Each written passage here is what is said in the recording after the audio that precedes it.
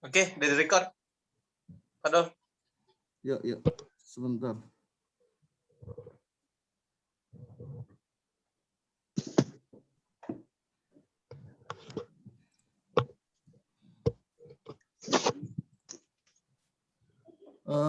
Aneh share screen, modelnya all screen ini masuk semua nggak sih? Baru nyobain nih. Iya, kelihatan screen-screennya. Oke, kalau Aneh masuk ke sini, ke Google juga masuk ya? Masuk ya, Mi ya? Masuk. Oke. Kita langsung aja lah ya. Assalamualaikum warahmatullahi wabarakatuh. Fitri dong, Fit. Pembukaan dulu, Fit. Aduh. Oke lah, kita buka ya. Bismillahirrahmanirrahim. Assalamualaikum warahmatullahi wabarakatuh. Bapak moderator. Waalaikumsalam warahmatullahi wabarakatuh. Waalaikumsalam warahmatullahi wabarakatuh. Alhamdulillahirabbil alamin. Allahumma shalli ala Muhammad wa ala ali Muhammad. Baik teman-teman semua, alhamdulillah segala puji bagi Allah Subhanahu wa taala yang malam hari ini kita bisa kumpul untuk membahas satu tema yang insya Allah luar biasa ya, tentang investasi saham. Insya Allah pematerinya udah siap, coach kita yaitu Coach Yahya Zulkan yang sudah malang melintang selama kurang lebih 11 tahun di dunia saham ya. Mulai dari yang trading hingga long investment, insya Allah siap disajikan untuk kita semua sebentar lagi. Ngeri banget pembukaannya. Iya. Baik teman-teman, untuk menambah kelancaran dan juga keberkahan acara, baca basmalah. Bismillahirrahmanirrahim. Baik, mungkin langsung aja ya buat Coach Yahya nih untuk menjelaskan apa itu saham, kelebihan saham dibandingkan investasi yang lainnya, dan juga beberapa metode yang bisa kita jalankan ya untuk memilih saham yang baik itu seperti apa. Baik, untuk tempat dan waktu dipersilakan. Silakan ya. Oke, langsung aja ya. Assalamualaikum warahmatullahi wabarakatuh. Waalaikumsalam warahmatullahi wabarakatuh. Silakan Bapak pada off cam semua. Oke, langsung aja lah ya. Kita hari ini sih mungkin Aneh tadi mendadak nih buat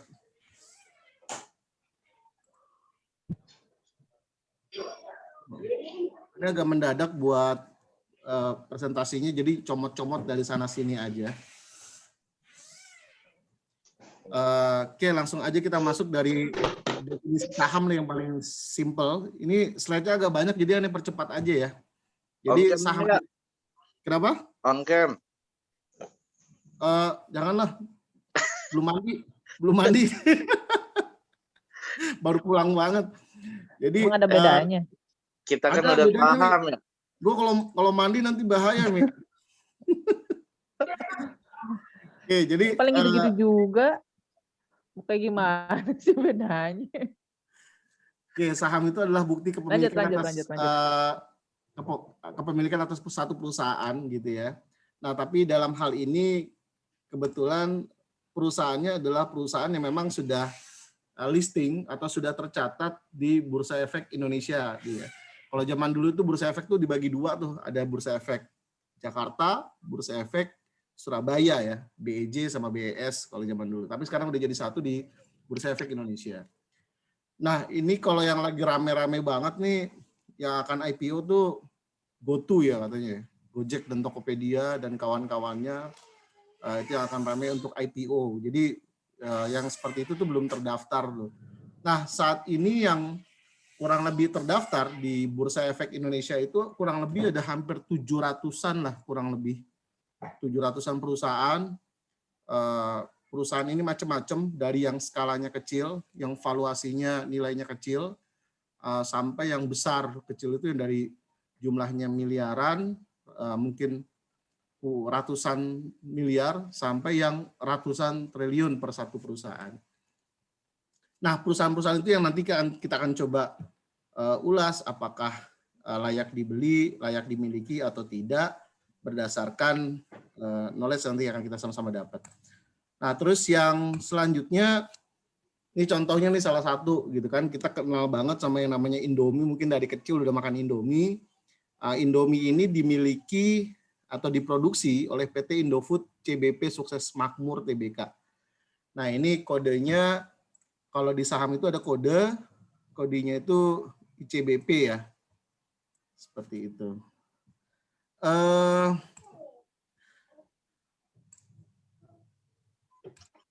Next, terus gimana cara untuk beli saham?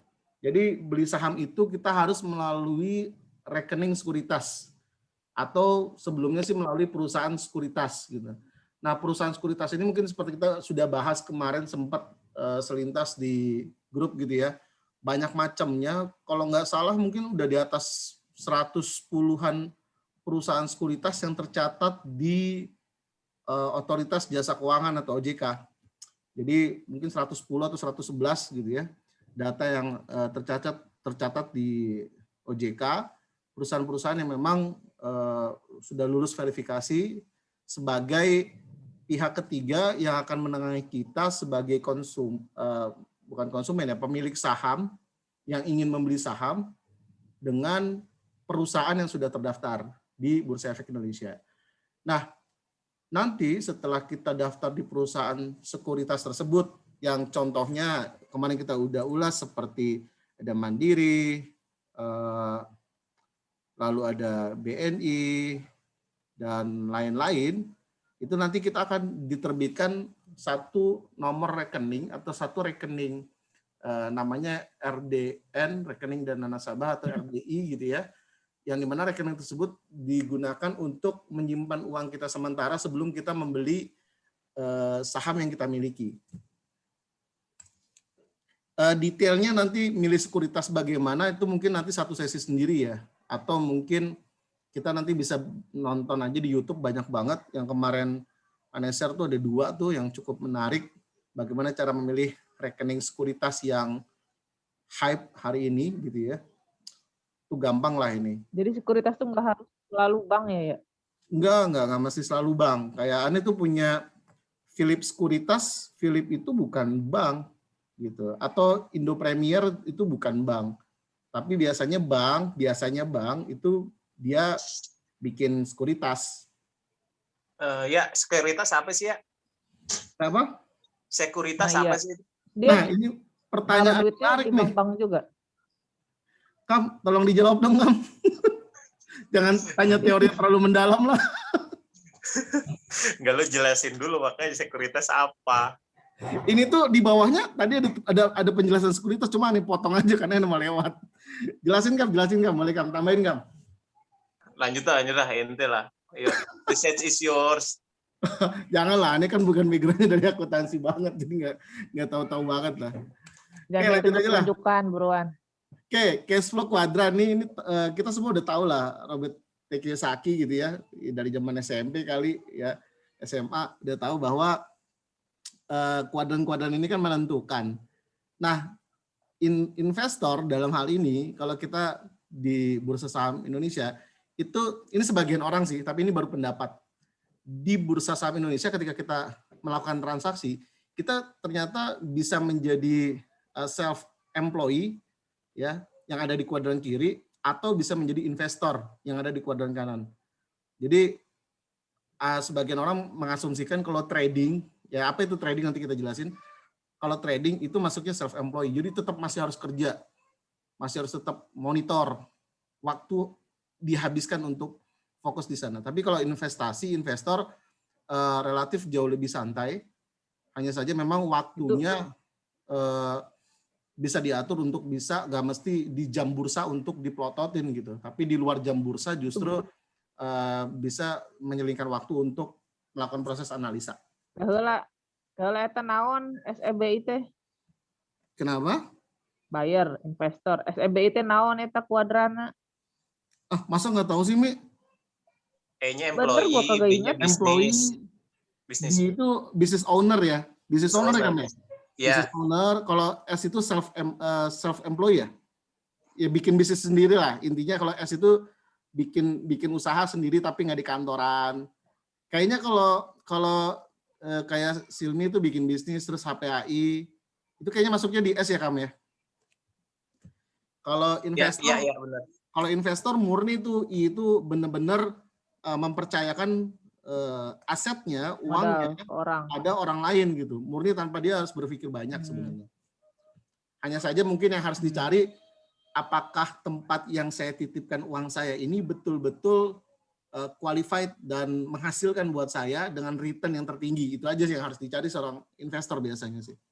Nah, kita nanti Ane lebih cenderung sih saham dibawa ke arah investor. Nah, besok dengan Andi akan menjelaskan yang kayaknya yang lebih kepada trading kan, seperti itu. Oke,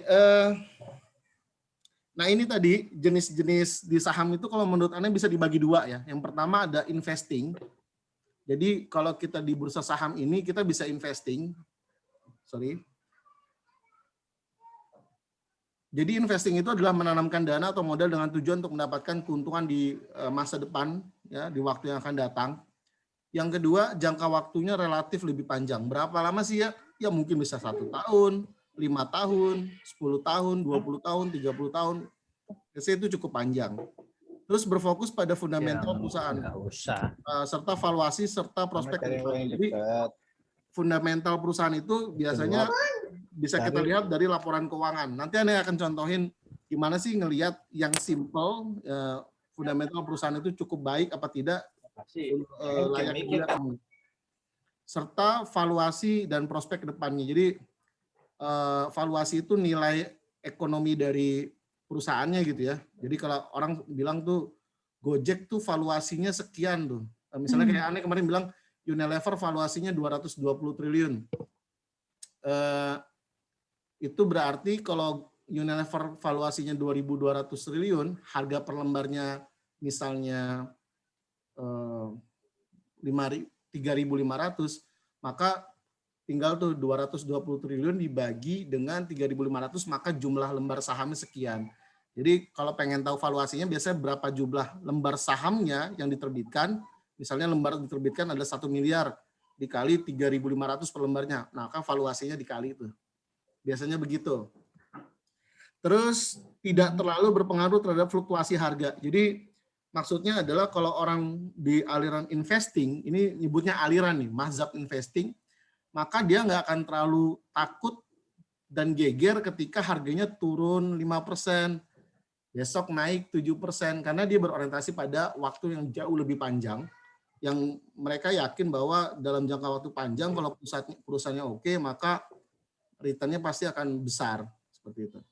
Nah, yang kedua, jenis yang kedua, aliran yang kedua di dalam saham ini ada namanya trading. Ya. Ya, boleh. Usul sebelum ente ke trading, itu contoh yang long investment, ente buka itu aja posting contoh asumsi BCA yang ente pernah gambarin dari tahun pertama 15 tahun, nah itu lebih jelas itu bisa menafsirkan penjelasan ente. Boleh. Nanti Anda simpan di belakang, ada kok. Oke. Ada ya. Ada, lanjut. Thank you. Yang kedua, trading nih. Trading ini aliran yang kedua, biar kita tahu dulu. Trading ini bedanya adalah trading adalah aktivitas beli dan jual saham dalam waktu yang relatif lebih singkat atau sangat singkat. Jadi bisa beli pagi jual sore, beli hari ini jual minggu depan, beli hari ini jual lusa, itu trading sifatnya. Jadi trading itu biasanya kalau orang bilang tuh ngambil recehan. Jadi naik 2% dia jual, naik 3% dia jual, gitu kan. Bisa, jadi itu definisi dari trading. Nanti jenis-jenis trading banyak banget, jenis-jenis investing juga banyak. Nah, jadi teman-teman harus mulai merencanakan nih dari Anda ngomong ini, kira-kira saya mau masuk di investing apa trading sih? Gitu. Nah, sambil kita lihat satu-satu ya. Kalau investing itu juga dibagi 3. Investing yang pertama namanya value investing. Value investing ini adalah bagaimana seseorang kemudian mencari nilai intrinsik sebuah perusahaan. Jadi nilai intrinsik itu adalah nilai wajar dari suatu perusahaan. Contoh misalnya, oke, kita sambil ini deh, biar kebayang.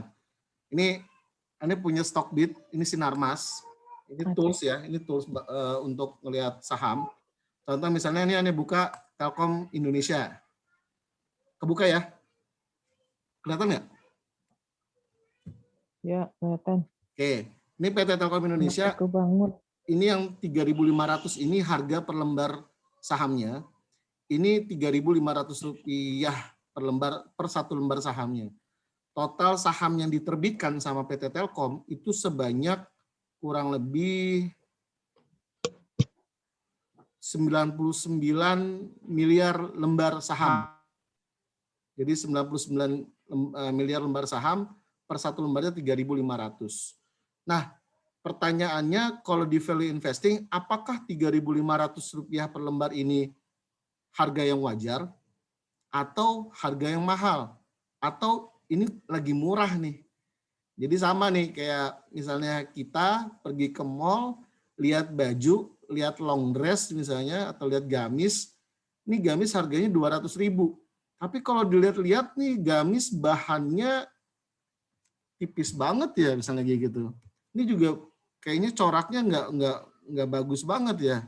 Ini kayaknya nggak 200.000 deh. Ini kayaknya gamis harganya 100.000.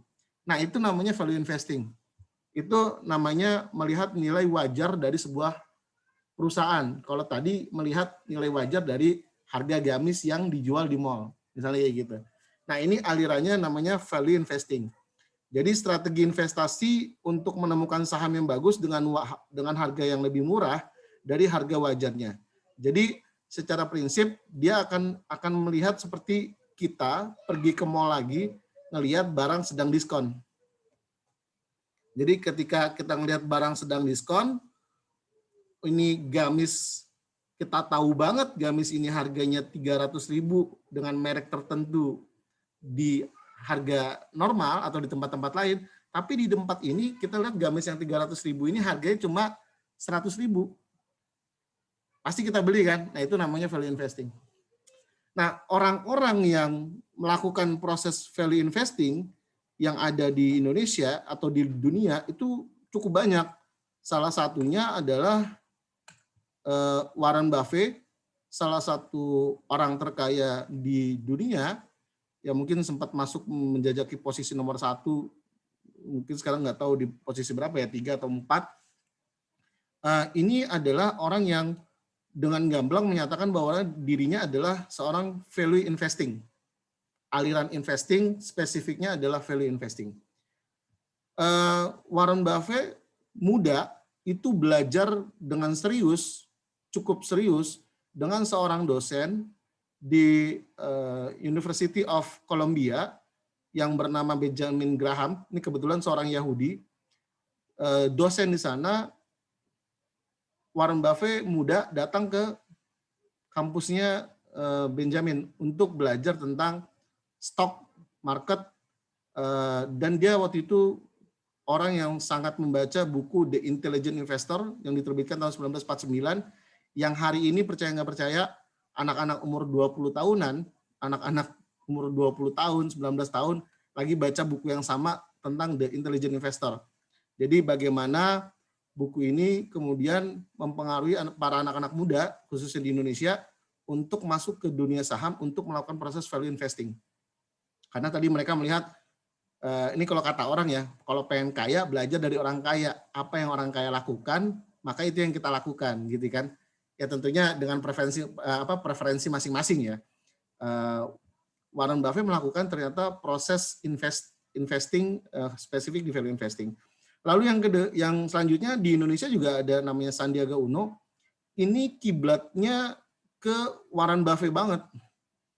Bahkan ketika Warren Buffett mudanya melakukan proses investasi value investing, Sandi juga melakukan hal yang sama. Bahkan ketika Warren Buffett membuat Berkshire Hathaway, perusahaan investasi, gitu ya, di mana dia membeli perusahaan-perusahaan yang jelek, kemudian diperbaiki, baik manajemen dan segala macamnya, sampai perusahaannya bagus, valuasinya tinggi, kemudian dijual, maka Sandiaga Uno juga membuat perusahaan yang sama dengan Edwin Suryajaya, yaitu membangun Saratoga. Di mana akhirnya Saratoga tuh sekarang punya banyak investasi di perusahaan-perusahaan yang bahkan listing maupun tidak listing di Bursa Efek Indonesia, seperti Adaro, Provident Agro, terus MXDS itu saya lupa apa, aneh lupa. Terus ada juga di transportasi dan sebagainya, itu semua dari Saratoga. Jadi dia melakukan value investing, bukan trading. Sandiaga melakukan value investing. Bahkan dia menyatakan dalam beberapa wawancaranya di YouTube, dia menyatakan bahwa saya mengikuti apa yang Warren Buffett lakukan untuk melakukan proses value investing. Lalu ada satu lagi yang menjadi idolaannya juga. Ini seorang Cina, namanya Lo Keng Hong, orang Indonesia, berkewarganegaraan Indonesia. Ini juga dibilang salah satu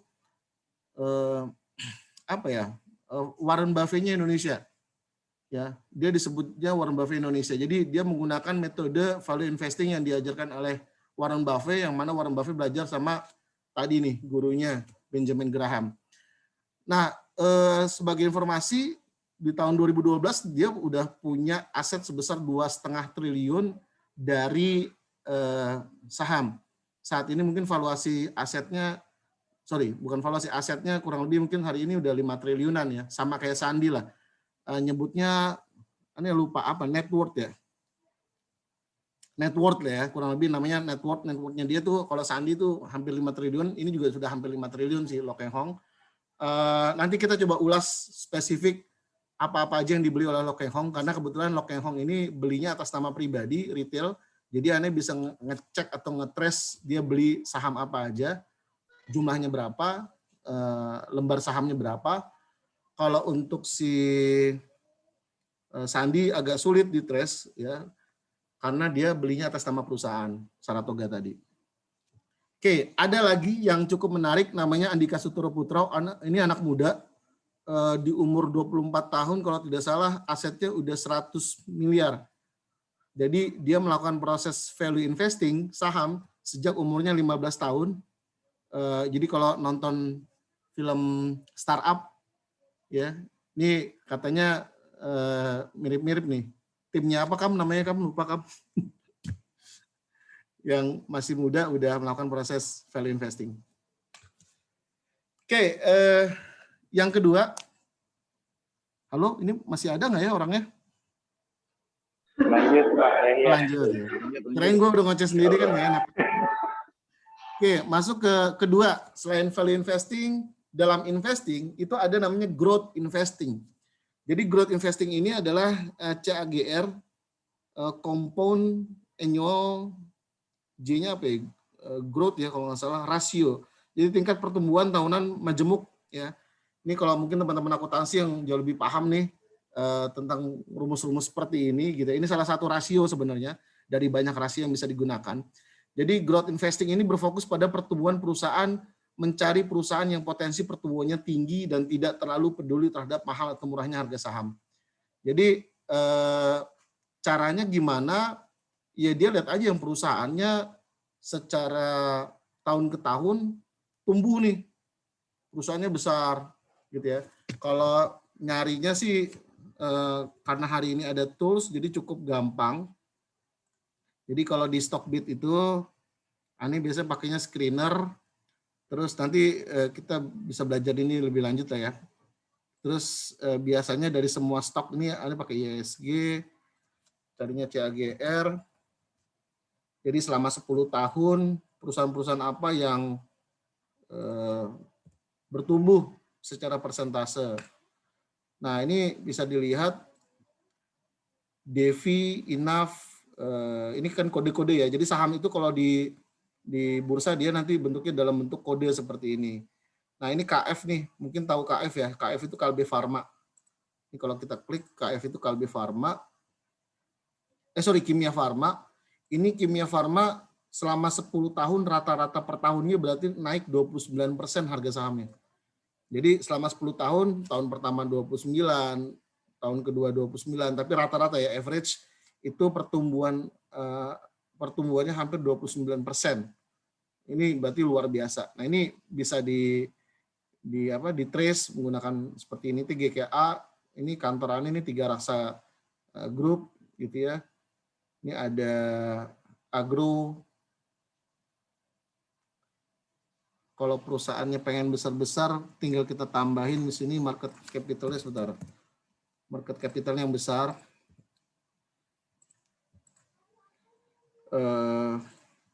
Contoh nih market capitalnya yang besar itu Bank BCA nih ya. Bank BCA itu pertumbuhannya 16% per tahun.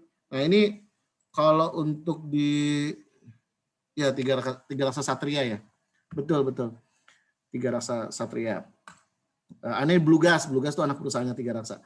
Nah, ini Bank BCA tuh 16% per tahun tumbuh, Bank BRI 12% per tahun, Telkom 8% per tahun, BMRI 5% per tahun. Jadi kalau kita naruh duit di sini udah kebayang per tahunnya akan dapat ini. Ini based on history selama 10 tahun terakhir. Jadi ini datanya valid. Nanti dia ngambil datanya dari mana? Jadi nanti aneh kasih tahu ini Stockbit ngambilnya dari laporan keuangan atau annual report dari masing-masing emiten tersebut. Nanti kita buka deh sama-sama bagaimana cara buka annual reportnya. TPIA apa itu ya? Kena apa, Bit? TPIA. TPIA ini, aneh nggak tahu nih. Nggak hafal. TPIA itu Chandra Asih Petrochemical. Growth-nya dia luar biasa ya, bisa sampai 24%. Wah, ada yang lebih besar lagi biasanya ntar. Ini 40% Devi. Tapi market capital ini nilai valuasi perusahaannya hanya dihargai 1,1 triliun. Namanya Dana Supra Era Pasifik, perusahaannya bergerak di bidang sewa guna usaha, pembiayaan konsumen, jasa keuangan, dan kebetulan ini kayaknya nggak masuk daftar emiten syariah, nggak ada kodenya. Jadi nggak masuk pilihan aneh. Gitu. Oke, kita lanjut dulu ya.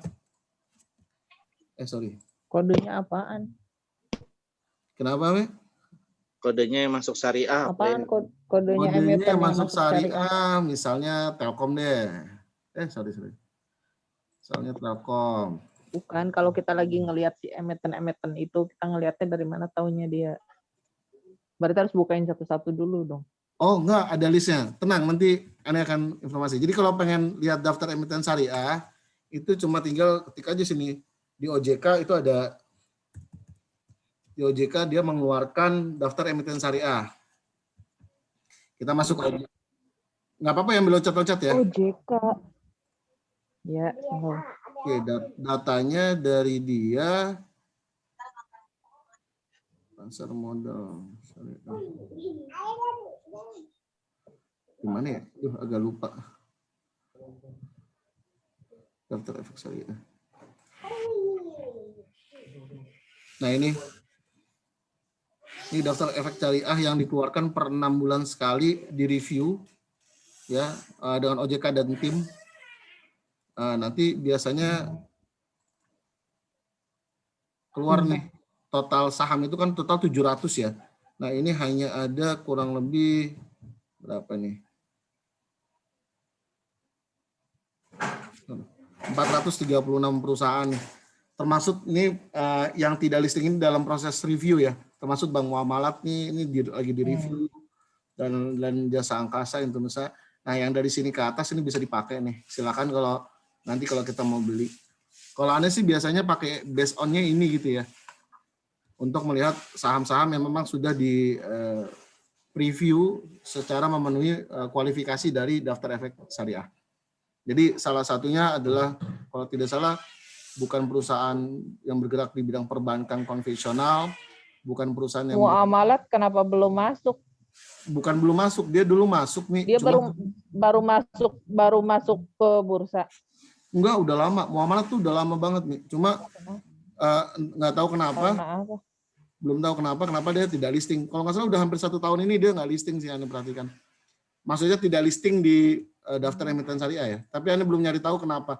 Biasanya sih mungkin dia tidak memenuhi persyaratan yang dikeluarkan daftar emiten syariah gitu. Ada, nanti bisa cari sendiri deh, Anda agak lupa ya. Daftar emiten syariah itu dikeluarkannya itu banyak syarat-syarat, yang salah satunya adalah tidak menjual produk-produk yang ini di luar muamalat ya. Tidak produk-produk yang misalnya seperti rokok, minuman keras, mengandung barang-barang haram seperti babi dan kawan-kawannya. Terus bukan perusahaan yang bergerak di bidang finansial konvensional, pembiayaan dan segala macam, itu cukup ketat lah. Tapi kalau muamalat kenapa nggak masuk, Anda nggak tahu, belum tahu.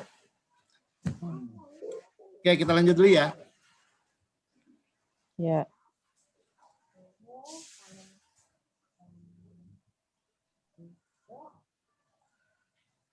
Kenapa suaranya nggak keluar, Desi?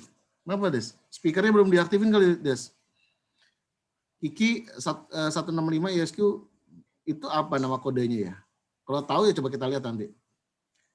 Kode sahamnya. Kiki lihat tadi ngelihat tadi di Oh, listnya tadi kali. ada ya yang di daftar emiten syariah ini ya? Oh iya, sorry Nah, ini. dia tajam matanya soalnya. Kiki luar biasa, Kiki. Coba kita cek ya harganya. Tuh kan, di Ada start juga. itu. Seneng. PT Graha Kalah 165. matanya Yahya sama Kiki. Graha 165. Mana kok nggak muncul? Beda Ki, 3 raksanya. Ya itu ditanya 3 raksanya 3 raksa satria bukan. Iya betul 3 Raksa Satria. Oh. Oke. 3 Raksa Satria. Itu Geraha 165 apa tuh? Nggak tahu ya. Ini nggak ada kodenya nih. Aneh kurang tahu nih. Biasanya kalau ada kodenya gini kita bisa nyari nih. Gitu, ini kayaknya kurang tahu deh. Nggak dijual kali, nggak dijual. Bisa jadi. Ini kurang tahu nih. Biasanya pakai tuh dari sini ke atas sih, Ki. Biasanya ada kode-kode ininya. Soalnya kalau ada kode ini kan kita bisa ngecek nih kayak Unity Tractor. Nanti kita tinggal ketik aja UNTR misalnya gitu kan. Tadi muncul tuh. Nih Unity Tractor. Harganya sekian per lembar sahamnya. Gitu ya. Ini kalau pengen lihat 5 tahun harga sahamnya gini nih. Turun. Gitu ya.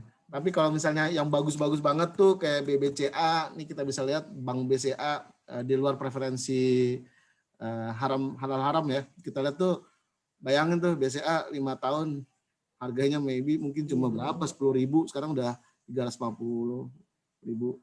Ya, nanti kita lihat lah sama-sama. Oke, lanjut dulu ya.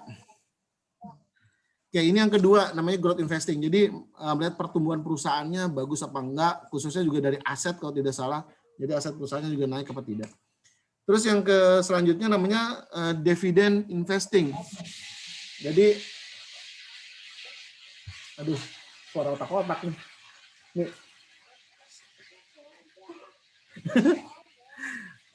Ya order dulu.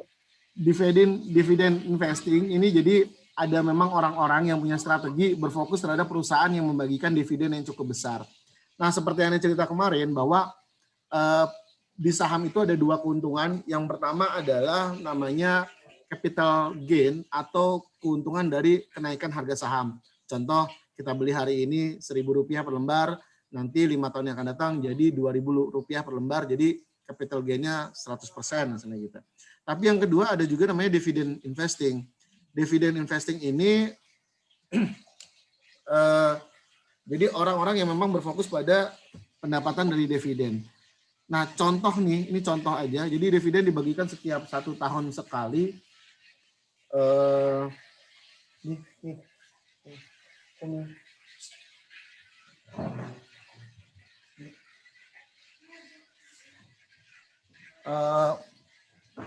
Dividen investing. Jadi kalau ngeceknya contohnya gini ya, ada namanya dividen yield.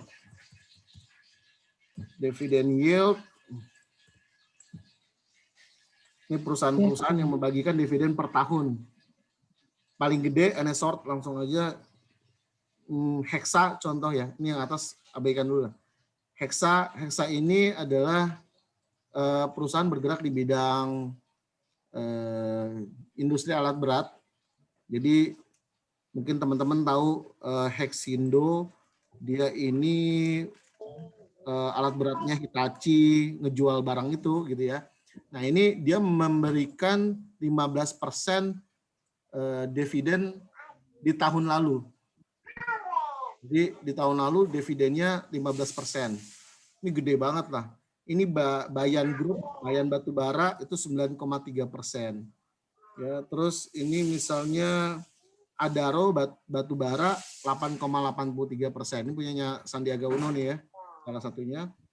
Ini POWR itu Cikarang Listrindo kalau nggak salah. Itu yang nyuplai listrik ya ibaratnya swastanya PLN di Cikarang, itu dia juga memberikan 8,8% per tahun. Itu ada lagi 8,3%. Ada lagi Ya, ntar dulu takut keburu lupa. Jadi boleh. sederhananya ini yang keuntungan persentase keuntungan yang dibagi ke pemegang saham. Iya, betul. Cuman segitu-gitu. Betul. Jadi persentase keuntungan yang dibagi oleh pemilik saham. Contoh kita lihatnya gini aja ya. Contoh tadi Hexa nih. Hexa itu 15,38%. Ini kita lihat finansialnya, keuntungan itu kan didapat dari income statement-nya itu ada total pendapatan nih.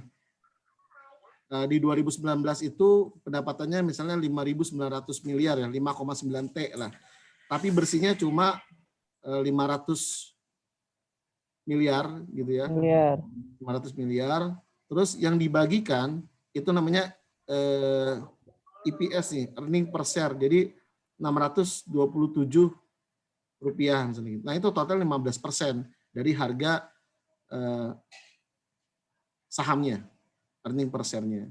Nah, ini jadi setiap tahun tuh dilihat tuh. Nah, lihat biasanya orang yang dividen investing, dia ngelihat nih kenaikan sahamnya si Hexa ini dari sepanjang tahun tuh gimana sih gitu. Pendapatannya gimana sih, naik apa enggak sih setiap tahun.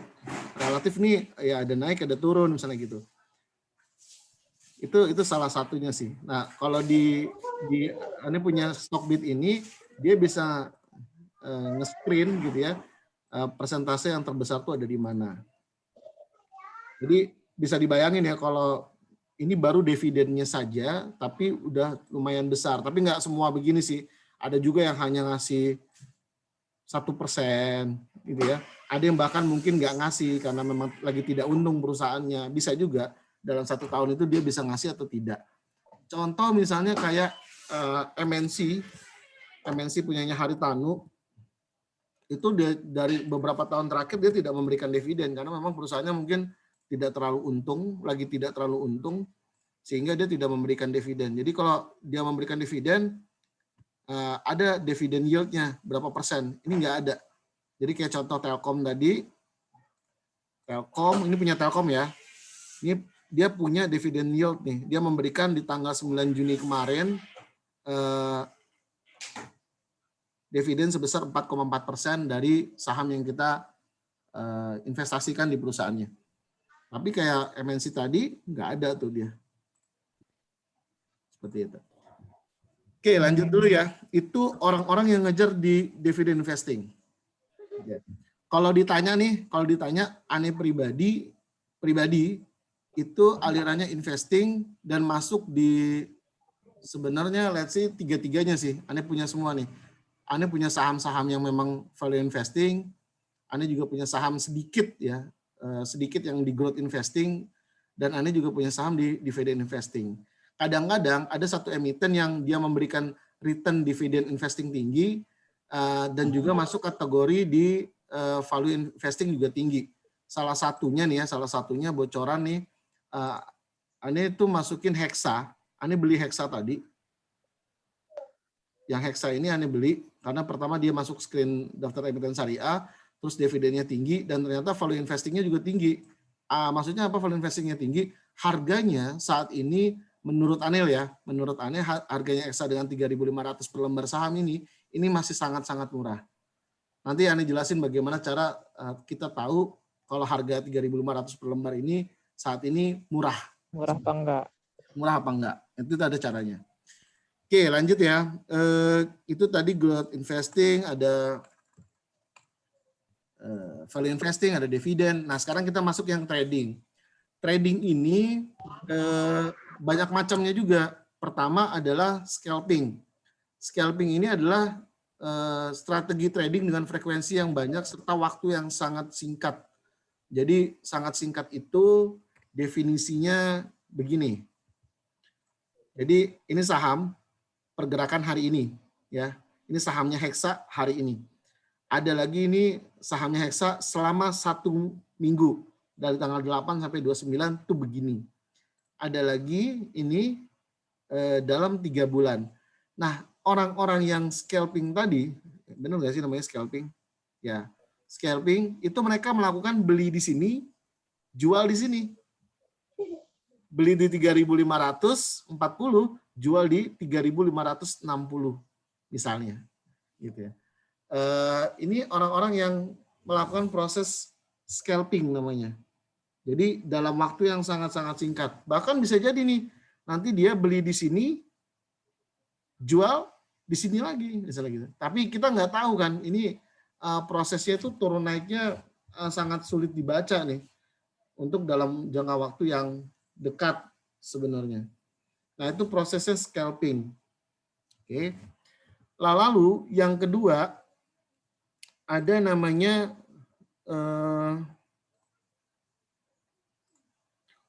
ODT atau one day trading. Jadi one day trading ini namanya juga one day ya.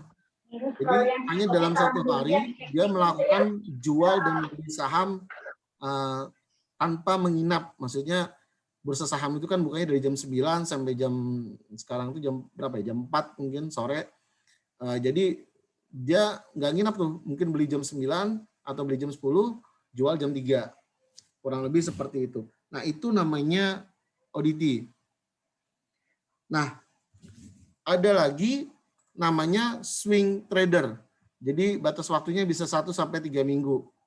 Jadi bisa aja kayak tadi 3 minggu, ini swing trader, dia beli mungkin di sini kira-kira gitu ya, ini terima nih, ini 3 bulan, 1 bulan. Misalnya dia beli di sini, terus 1-2 minggu kemudian dia jual di sini atau jual di sini. Itu dia udah dapat mungkin persentasenya berapa lah misalnya gitu. Nah itu udah menguntungkan. Oke, gambarannya biar lebih jelas, Anda pakai trading view deh. Ini trading view. Sebentar ya. Waduh, keluar ya trading view-nya.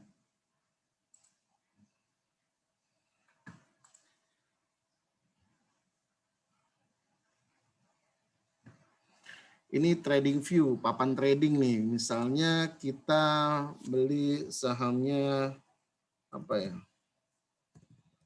BBCA. Sahamnya Bank BCA. Oke. Trading view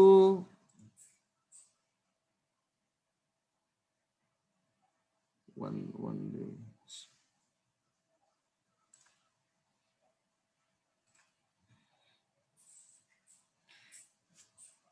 Jadi ini contoh sahamnya Bank BCA ya. Oke. Nih teman-teman lihat nih, misalnya dia beli masih tanggal 28 Mei gitu ya. 28 Mei kemarin dia beli jam 6 pagi harganya 31.700. Nih dia beli di sini misalnya. Terus dia tahan nih selama beberapa hari misalnya selama dia 6 hari deh, 6 hari gitu ya. Ini kan 6D sih kan, 6D. Dia jual di tanggal 3 Juni nih. Nah, ketika dia jual di tanggal 3 Juni, itu dia udah dapat tuh kurang lebih 3,89% dari uang yang dia investasikan. Nah, ini namanya trading. Ini yang kemudian membuat orang tergiur untuk mau mengambil trading. Tapi tidak buat aneh, karena buat aneh trading masih cukup mengerikan, karena bisa saja tadi kita belinya di sini, terus tungguin, aduh kok nggak naik, nggak sabar dijual di sini, minus 2,25%. Karena kita nggak tahu nih kan bisa naiknya kapan. Tapi kalau long investing, kita membaca laporan keuangan per setiap 4 bulan, itu akan melihat pergerakan setiap berapa bulan sekali, oh ini potensinya naik atau turun, harganya kemahalan atau kerendahan. Jadi biasanya teman-teman yang trading itu melakukan proses analisanya menggunakan, ya serem nih Kiki ya, benar ya Kiki ya. Serem banget memang sih, kalau ngelihatnya serem. Tapi makanya ngelihatnya kalau view-nya lebih luas, itu jadi nggak serem Ki. Ini aneh ambil, ini kan harian ya, jam. Tapi kalau kita ngambil misalnya days atau week atau month, lihat deh sahamnya BCA asik banget tuh Ki. Kalau misalnya kita belinya di 2006, harganya adalah 2.200 perak. Di sini udah naik hampir sekitar berapa persen tuh nggak kelihatan. 1.300% ya. 1.300%, tapi ini belum lagi dikali 10. Jadi 13.000%. Karena ada saham itu sempat, kalau nggak salah BCA sempat di split, namanya tadinya harganya misalnya 3.000 terus jadi 33.000, misalnya harganya tadi 10.000 terus di split 10 jadi 1.000 gitu. Split itu nggak mengurangi nilai, jadi kalau kita punya saham, jumlah saham kita lembarnya diperbanyakin sama dia. Nah ini udah hampir 13.000% gitu ya dalam waktu beberapa tahun. Ya ini kalau ngelihatnya jangka panjang memang nggak akan terlalu mengeri. Nah tapi kalau buat orang-orang yang tadi trading, ya bikin jantungan sih iya, bikin capek, pegel sih iya, kalau aneh ya pribadi gitu ya, karena harus dipelototin hari-hari, deg-degan dan lain sebagainya. Oke, bukannya ngajarin nggak trading, tapi menurut aneh seperti itulah trading. Belum nanti ditambah isu syariah. Oke, aneh mau masuk sedikit untuk trading. Ini yang aneh pahami ya, bisa debatable silakan. Ya mungkin juga sedikit berbeda dengan Andi gitu ya. Tapi kalau aneh yang aneh pelajarin, yang namanya scalping ini hukumnya haram. Yang namanya ODT ini hukumnya haram. Yang namanya swing trading masih oke. Kenapa ODT dan scalping haram? Karena scalping dan ODT dilakukan dalam waktu yang sangat singkat, bahkan di bawah 1 hari tanpa menginap. Nah, dalam judi jadi ya? Bukan judi, jadi jual belinya tidak memenuhi rukunnya. Jadi kalau jual beli itu kan harus dilakukan ketika barangnya sudah diterima, uangnya diterima gitu ya. Nah, sebagai informasi dalam saham ini ada proses waktu tunggu atau proses tunda. Namanya +2 days gitu. Jadi ketika kita membeli satu saham ya, sebenarnya saham itu belum berpindah penuh kepada kita sebelum 2 hari. Jadi kalau kita Yahya beli saham nih hari ini, maka 2 hari yang akan datang itu baru sahamnya tercatat atas nama Yahya, misalnya 1 lot sahamnya Telkom, misalnya kayak gitu. Nah, proses ketika misalnya Yahya beli saham Telkom pagi ini 100 lot, terus tiba-tiba sore nanti dijual, padahal saham itu belum seutuhnya jadi punya aneh gitu ya. Nah ini akhirnya dikatakan juga di dalam Haram. Iya haram. Jadi jual belinya tidak sesuai dengan inilah syaratnya gitu ya. Itu yang terjadi. Itu juga dijelaskan betul di dalam fatwa MUI ya. Lupa ini nomor 80 tahun berapa ya, 2008 atau berapa gitu ya, nomor 80 kalau nggak salah. Itu menjelaskan hal tersebut gitu. Jadi yang aman adalah +2 kalau mau jual, jangan di bawah 2 hari. Itu sih yang aneh tahu ya, tapi silakan kalau ada masukan dari yang lain.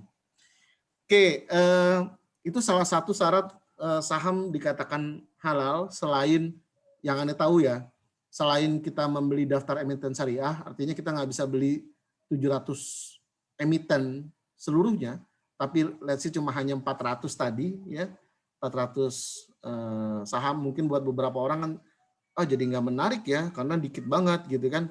Tapi buat ini jauh lebih inilah safe buat kita gitu ya, bahwa saham ini udah diotorisasi oleh yang berwenang yang memenuhi unsur-unsur finansial yang jauh lebih baik atau syariah seperti itu dari masing-masing emiten yang sudah diaudit seperti itu. Nah, yang kedua adalah caranya transaksi. Ketika cara transaksi tadi tidak memenuhi unsur dari waktu yang ditetapkan. Jadi saham itu benar-benar menjadi milik kita, atas nama kita setelah 2 hari. Oke, lanjut kita masuk ke kenalan sama ISG. Ini ada sedikit agenda kenapa kita harus kenal sama ISG. Karena nanti kita akan coba bandingkan beberapa indeks saham gabungan di beberapa negara. Nah, yang pertama, ini untuk menjawab pertanyaan Kiki kemarin, kenapa orang kemudian melakukan proses investasi di Indonesia? Asing itu berarti dari mana-mana ya, termasuk Amerika, JP Morgan, Singapura, China, dan sebagainya, melakukan proses investasi besar-besaran uangnya di bursa saham Indonesia, karena memang bursa saham Indonesia sangat menggiurkan. Sangat, Anda bilang sangat. Kenapa sangat? Ini bicara pakai data, nanti kita lihat sama-sama. Tapi sebelum itu kita harus masuk ke apa itu IHSG biar kita tahu. Indeks harga saham gabungan itu menggunakan market weight index. Ini ya teman-teman lagi akuntansi ekonomi yang jauh lebih paham daripada Ane. Indeks harga saham gabungan. Jadi contohnya gini ya. Jadi indeks harga gabungan tadi kan saham itu di Bursa Efek Indonesia ada 700 emitenan. Nah, contoh indeks harga saham gabungan itu saham A itu misalnya PTA, misalnya Telkom, harga per lembarnya 1.000, dia nerbitin 20.000 lembar saham, totalnya sekian. B, C, dan begitu. Jadi totalnya adalah 50 juta. Indeks itu adalah seluruh total nilainya, rupiahnya, dibagi dengan jumlah lembarnya. Didapatlah indeks 833,3, misalnya gitu ya. Nah, indeks harga saham gabungan Indonesia saat ini, itu kalau tidak salah sudah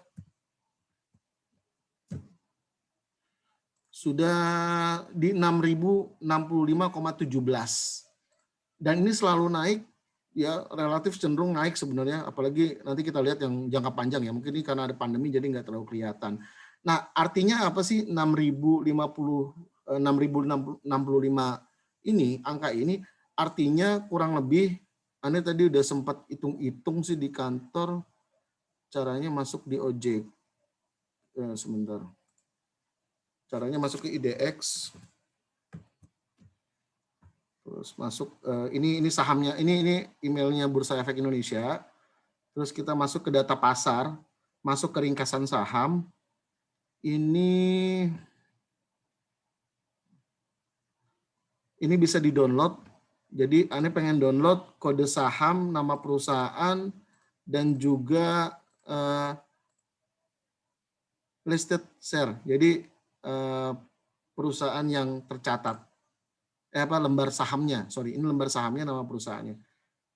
Oke, ini dia, misalnya Ali Astra Agrosari, lembar saham yang diterbitkannya 1,9 miliar, begitu seterusnya ya, sampai 732 emiten. Nah, kita unduh sebentar. Oke. Terus, nah ini tadi nama perusahaannya, listed share-nya, ini lembar sahamnya. Oke, sekarang coba kita, jadi Ane itu tujuannya apa sih? Penasaran berapa uang yang ada di bursa. Kita pengen tahu uang yang ada di bursa itu yang saat ini tercatat di 730 perusahaan tadi, itu totalnya ada berapa. Kita pengen lihat.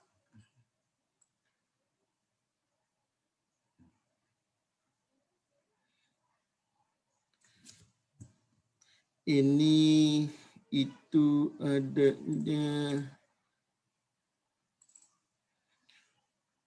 Oke, ini berarti jumlah lembar kan, jumlah lembar. Sekarang kita masukin jumlah ISG tadi hari ini adalah 6.000 berapa tadi itu? ISG 6065.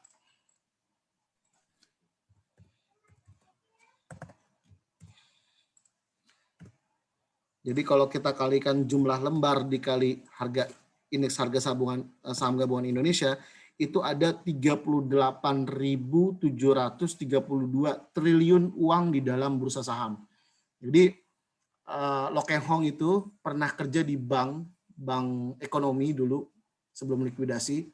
Dia bilang bahwa kenapa saya pindah ke saham untuk investasi, karena saya tahu dan saya paham uang itu paling banyak ada di bank.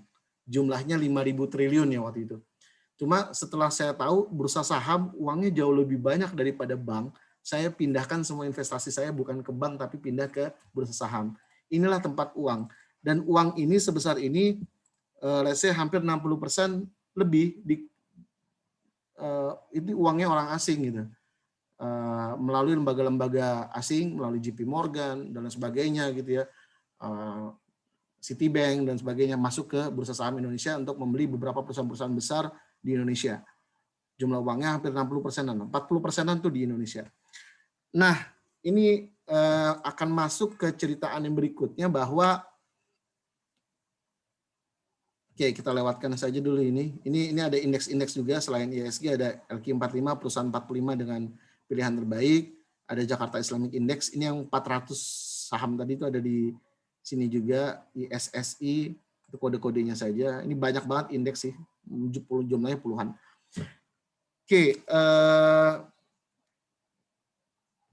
kita masuk ke, sebelum kita masuk ke nanti Ane bandingkan dengan beberapa negara lain, kita masuk dulu deh definisi dari berapa jenis saham. Ini juga teman-teman harus tahu menurut Ane. Pertama, saham itu dibagi kategori saham blue chip, ya, ada saham second liner, ada saham third liner, atau orang mungkin sering dengar teman-teman saham gorengan. Nah, apa bedanya sih? Orang sering ngomong blue chip, wah itu sahamnya bagus banget ya. Jadi ini kayak contohnya Bank BCA, Bank BRI, Unilever, Indofood, Astra International.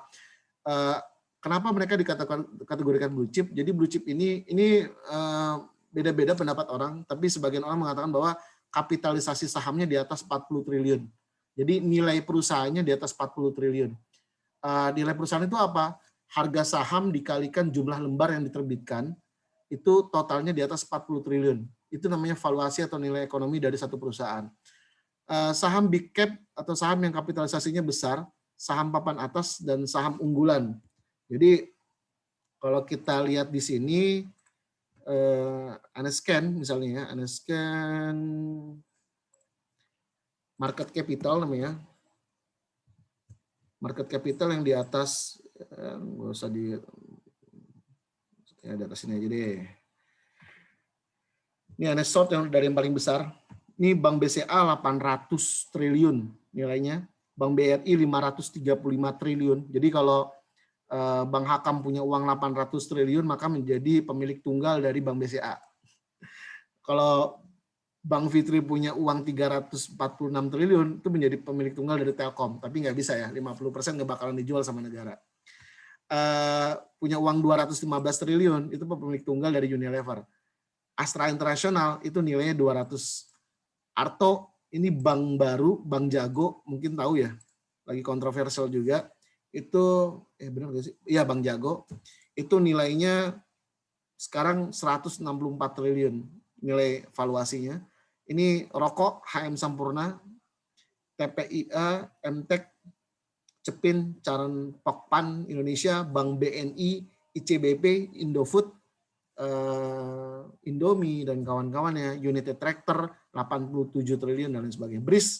BRIS ini Bank Syariah Indonesia, ini nilainya 84 triliun. Nah, jadi BRIS ini berarti masuk kategori blue chip dong, masuk kalau versi ini, gitu ya. Nah, lalu yang berikutnya ada second liner, saham di atas 500 miliar sampai 10 triliun. Apa aja tuh? Ya tinggal kita lihat aja, gitu kan.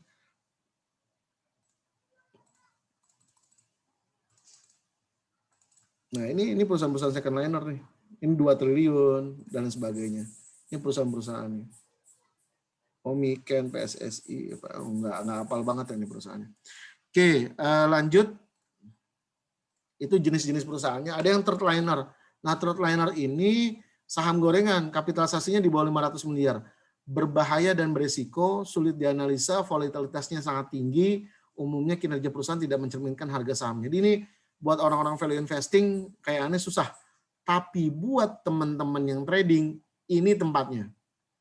Tapi ini makanya banyak yang kemarin hancur-hancuran, yang nangis-nangis, yang dia masukin saham pakai uang hutang, kemudian hutangnya nggak bisa dibayar karena uangnya hilang, itu di saham gorengan. Jadi perusahaannya nilainya cukup rendah, 500 miliar. Jadi orang-orang punya uang 50 miliar, udah gede banget, tiba-tiba harganya naik, terus dia jual, yang lain habis.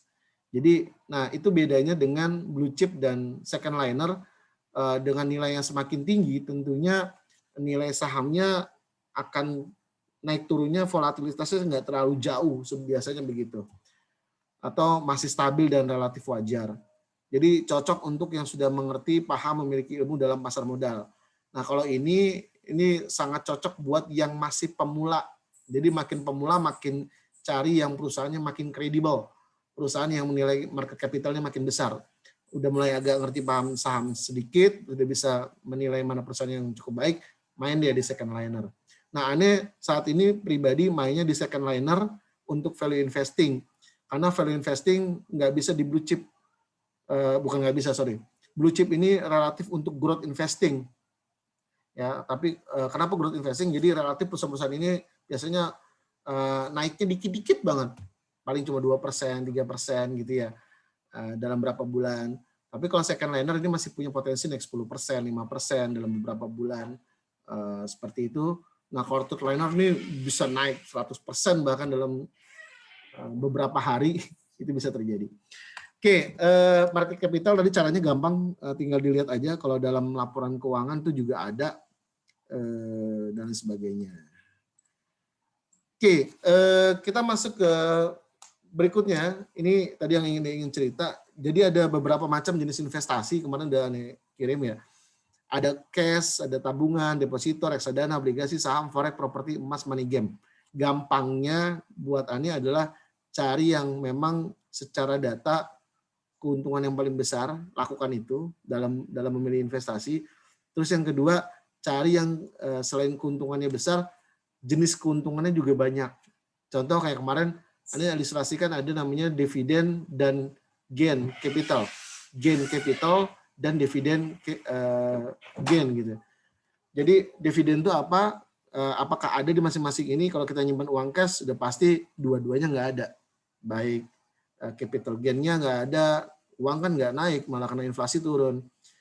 Terus uang juga nggak setiap tahun, setiap bulan nggak bisa memberikan imbal hasil. Tapi kalau tabungan ini nilai uangnya bisa dibilang naik ya. Bisa dibilang, nilai uangnya nggak naik tapi turun. Tapi dia punya dividen dari bunga misalnya atau bagi hasil. Deposito juga sama nih. Dia memberikan sifatnya dividen, bukan memberikan capital gain. Jadi nilai uangnya turun tapi ada bunga atau imbal hasil bagi hasil yang dibagikan. Reksadana kalau tidak salah ya, hanya capital, dia nggak punya dividen. Tapi obligasi itu relatif sama dengan deposito tabungan. Saham ini punya dua. Saham itu punya capital, punya dividen. Jadi harganya naik, tapi setiap tahun, tidak setiap sih. Jika untung, perusahaannya akan memberikan dividen. Forex itu tidak ada dividen, yang ada hanya capital. Properti relatif, apa maksudnya relatif? Properti itu bisa hanya capital kalau rumahnya, tanahnya ditempati pribadi. Tapi kalau rumahnya, tanahnya, atau propertinya disewakan, maka dia punya dua nilai. Nilai capital sama nilai dividen. Dapat uang sewa bulanan, harga tanahnya, harga rumahnya naik setiap tahun.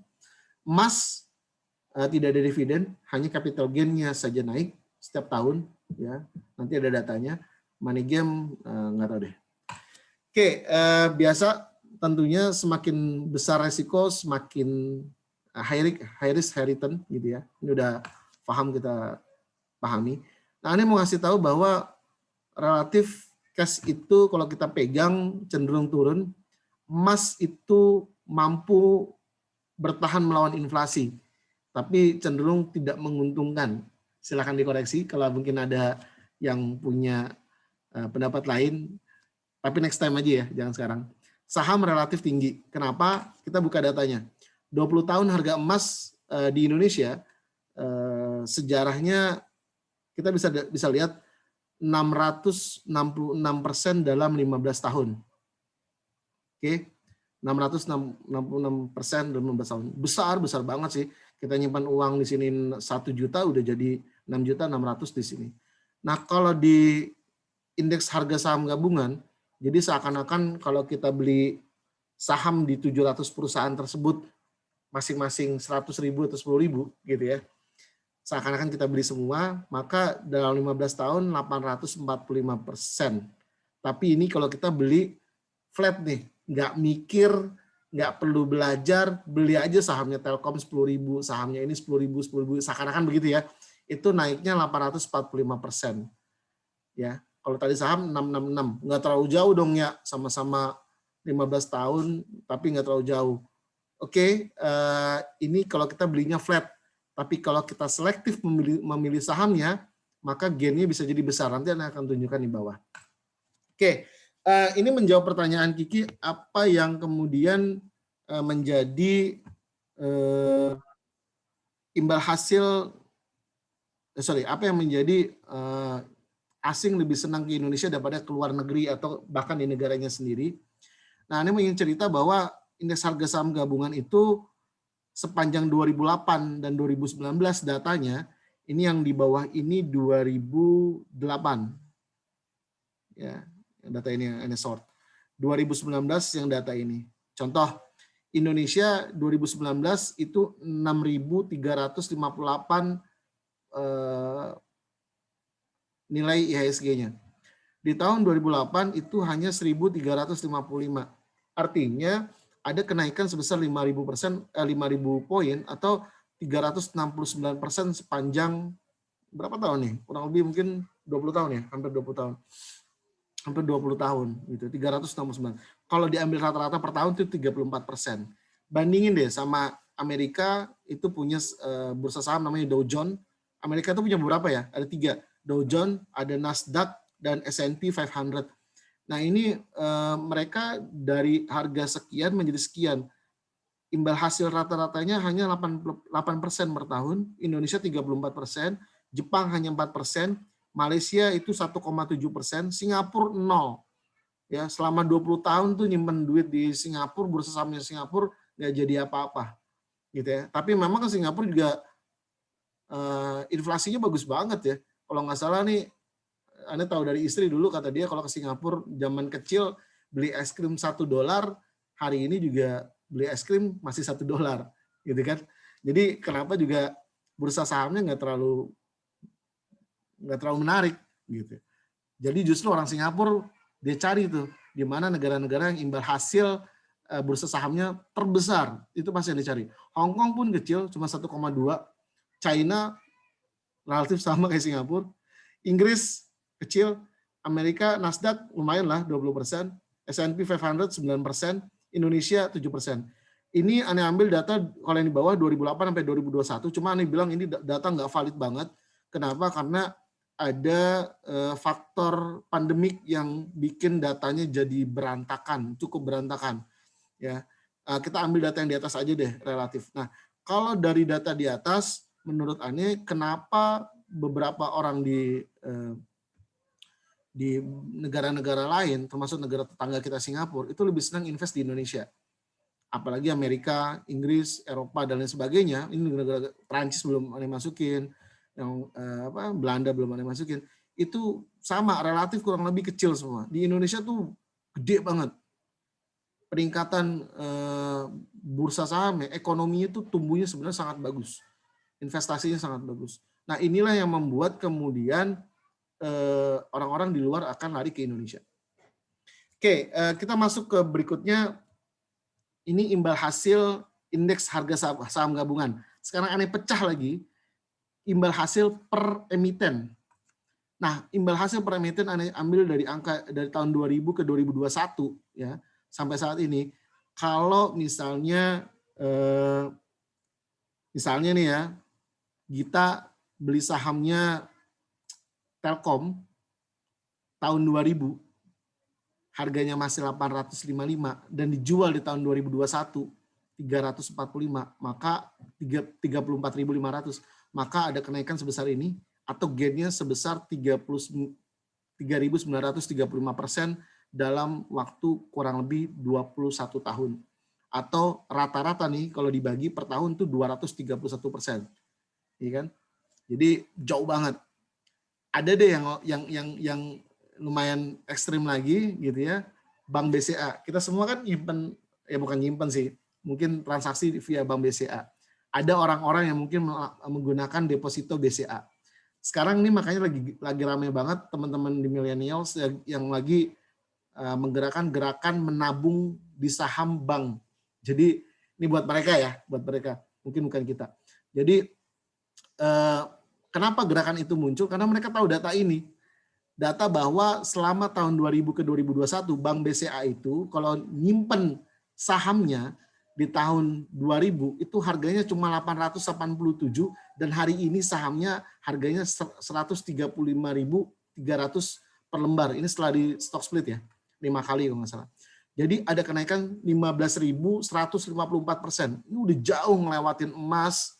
Jangankan sebelum emas mungkin jauh ngelewatin depositonya Bank BCA sendiri yang kalau misalnya Bang Agus punya uang 2 miliar di tahun 2000 dimasukin Bank BCA deposito itu coba dapat 6% per tahun. Hebat-hebat mungkin 7-8% per tahun.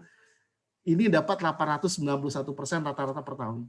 Jadi begitu menariknya bursa saham Indonesia buat orang-orang yang paham dengan data-data ini, maka mereka kemudian kenapa yang kaya makin kaya kalau Anda lihat karena mereka paham hal tersebut gitu. Nyimpan di Unilever di tahun 2000 belinya per lembar cuma 615 perak, tiba-tiba naik jadi 33.500 dalam waktu 21 tahun. 297% per tahun. Astra Internasional dulu harganya tahun 2000 cuma 189 perak, sekarang 54.750 rupiah per lembar, itu gainnya kurang lebih 28.868 rupiah. Jadi seakan-akan begini ya, kalau kita nyimpan di deposito, ini di luar preferensi syariah ya, nyimpan di deposito uang 1 juta di tahun 2000 tadi, lalu 2021 uangnya diambil, itu sekarang nerimanya 3.200.000. Ya kali aja inflasi rata-rata mungkin 35% per tahun, maybe sama nih. Ini harga nilai setelah inflasi. Oke, kalau nyimpannya di Unilever selama 20 tahun dengan uang yang sama 1 juta, itu setelah 20 tahun jadi 53.470.000 tanpa ngapa-ngapain, cuma naruh uang, tinggal tidur, ya kan? Tiba-tiba 20 tahun uangnya udah segini. Unilever, Bank BCA masukin 1 juta, tiba-tiba 20 tahun kemudian udah 150 juta. Bayangin loh ya, orang yang punya uang waktu itu bukan 1 juta. Orang yang beli saham BCA 20 tahun lalu, masukinnya 1 miliar. Maka hari ini dia udah punya uang 150 miliar. Masukin 1 triliun, dia udah punya uang 150 triliun hari ini dari saham Bank BCA. Astra lebih gokil lagi. Masukin uang 1 juta, hari ini 20 tahun yang lalu, hari ini terima uang 288 juta. Masukin 1 miliar, 288 miliar. Triliun, 288 triliun. Jadi gimana yang nggak kaya makin kaya, karena mereka punya knowledge ini. Oke, kita masuk ke Loke Hong. Ini salah satu ya idola dalam hal ini, gitu ya. Ini hidup dari orang susah, ya. Ya, maaf dipotong. Kita batasin sampai jam 10 aja kali ya. Boleh. Nah, 15 sekitar 18 menit lagi ya. Siap. Nah, dilanjut tanya jawab mungkin sekitar 15 menitan. Oke, Lanjut ya. Loke Hong ini dari orang susah banget gitu ya, terus tiba-tiba dia melek dengan saham di tahun 90-an ketika dia kerja di bank ekonomi waktu itu. Tadinya cuma orang biasa lah. Oke, langsung aja kita lihat hasil karyanya Loke Hong. Ini karyanya Loke Hong, kemudian bagaimana dia dari orang biasa saja bisa menjadi orang yang luar biasa dari sisi finansial, karena dia pinter untuk melihat atau melakukan proses analisa dalam value investing. UNTR ini adalah Unity Tractor. Ini semua saham yang pernah dia beli di tahun-tahun tertentu. Dia beli saham Unity Tractor tahun 98 itu harganya 250 rupiah per lembar. Dia jual harganya 15.000, waktu itu punya 6 juta lembar. Bukan 100-200 lembar nih, 6 juta lembar. Bisa dikali uangnya jadi berapa kali lipat? 5.900%. MBAI 12.500% hanya dalam waktu 6 tahun. PT Timah Indonesia 900% dalam waktu 2 tahun. Java itu adalah perusahaan yang bergerak di bidang peternakan ya, pakan ternak. Java, mungkin kita tahu sosis segala macam, itu 1.900% per dalam 5 tahun. Ini Panen Life 160%. Ini namanya multi bagger ya, anak-anak zaman itu tahu banget multi bagger, jadi dapat persennya dalam di atas 100% multi bagger dan nilainya juga cukup fantastis. Dan pertanyaan besarnya kan selalu ada di benak kita yang baru belajar, gimana sih dia bisa tahu waktu dia beli 250 ini ternyata harganya akan naik ke 15.000. Nah, itu yang harus kita pelajari nanti next time. Kalau menurut Ane, dia selalu bilang bahwa saya beli waktu itu harga United Tractor dalam keadaan harga yang murah menurut saya, menurut perhitungan saya, kemudian saya jual di harga pantasnya. Ini bukan harga tertinggi, ini harga pantasnya. Di tahun 2004 menurut dia 15.000 itu pantas. Di tahun 98 dia lihat 250 perak itu harganya kemurahan, maka gue beli. Gitu. Oke, Petrosi itu juga salah satu saham yang dikoleksi oleh Lo Keng Hong. Dia beli secara berkala di 2013, 14, 15, 16, 17 dengan jumlah saham 79 juta. Harga rata-ratanya waktu itu 1.300, 1.200, 1.200, 500, 600. Saat ini dia punya 141 miliar rupiah di saham Petrosi. Oke, kita lihat yuk. Petrosi, PTRO kodenya. Hari ini harganya Rp2.000. Lihat nih teman-teman, tadi dia beli, ini masih dimiliki sama dia. Dia beli harganya cuma 1.300, 1.200, bahkan di tahun-tahun tertentu 600, 500, 1.200. Itu saat ini harganya adalah Rp2.000. Oke, berapa sih Lo Keng Hong punya saat ini? Lo Keng Hong, jadi kalau kita punya saham di atas 5% itu tercatat ya di bursa. Lo Keng Hong itu punya 15,01%. Ya. Kalau yang lain tuh ini atas nama perusahaan, kayak Sandiaga tadi belinya atas nama perusahaan. Kalau Keng Hong dia membeli biasanya atas nama pribadi, gitu ya. Nah ini 15%. Jadi bisa dikali kalau misalnya kenapa Ane bilang kemarin Ane kirim dia dapat profit dividen cukup besar, bahkan sampai dapat angka profit di ini tahun berapa ya? Ini kebaca nggak sih? Ane nggak kebaca nih, mohon maaf, di bawah. Karena dia waktu itu masih punya 13,67% dapat dividennya doang sebesar ini per tahun. Oke, ini Ane lewatin aja. Ada satu lagi yang anak muda tadi juga cukup menggiurkan, namanya Andika Sutoro Putra, anak 24 tahun. Nonton aja YouTube-nya, dia bongkar 100 miliarnya didapat caranya bagaimana selama 12 tahun berkarir dia bilang berkarir ya. Investasi menjadi investor itu dibilang berkarir selama 12 tahun. Dia tidak kerja, murni dari anak orang susah dari Singkawang, Kalimantan. Dia membeli saham-saham ini, Cepin, Caron Pokpan, Asri, saya lupa nih, properti kalau nggak salah, Adikarya, Aces, United Tractor, Jasa Marga, Bank BCA, Bank BMRI, Bank Mandiri ya kalau nggak salah, Indofood. Ini dia naiknya sampai 900%, 920, 68, 420, ya ratusan sampai ribuan persen. Bahkan tertinggi kalau nggak salah 6.700% dari Caron Pakpan, pakan ternak juga kalau nggak salah. Ini dilakukan selama 2008 sampai 2013, dalam waktu 5 tahun. Dia jeli untuk bisa melihat atau menilai waktu itu harganya di tahun 2008 seluruh saham ini menurut dia dalam keadaan terdiskon luar biasa. Oke, bagaimana melakukan itu dilakukan dengan cara fundamental analysis untuk aliran value investing. Selanjutnya, Ane sih pengen sama-sama belajar. Yuk next time kita belajar fundamental analysis dan menghitung nilai wajar dari harga suatu saham seperti apa. Ane kasih satu contoh ya. Ane kasih satu contoh. Masih ada waktu dikit lah ya. Karena menurut Ane ini yang cukup penting sebenarnya.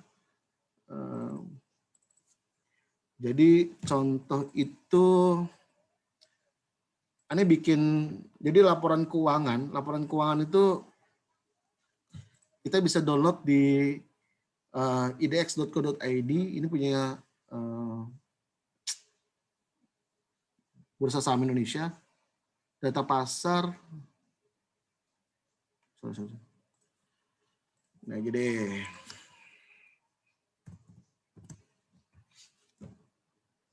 Laporan keuangan.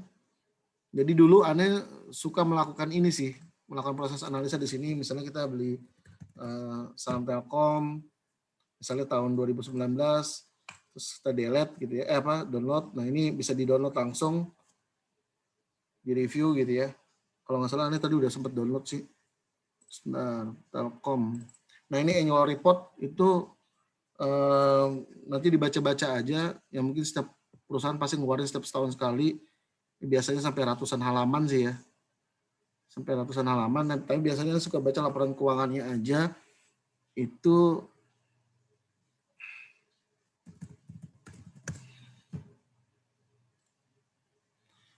Oke, nah ini nanti sebenarnya nggak mesti seperti ini ya, karena sekarang udah ada tools yang mudah, cuma Anda harus ceritakan dulu dari awal. Nah, Anda dulu suka baca-baca laporan keuangan dari perusahaan, baik itu asetnya, income statement-nya, atau balance sheet-nya. Jadi dari total pendapatan, misalnya Telkom ini pendapatannya di 2019 itu sebesar sekian gitu ya, 135 miliar triliun, triliun ya, kalau nggak salah triliun. Terus nanti laba bersih per sahamnya berapa gitu kan. Lalu kemudian belajar juga nanti selain pendapatan, ekuitas, balance sheet. Nah itu dulu dilakukan dengan cara manual. Jadi pengen tahu misalnya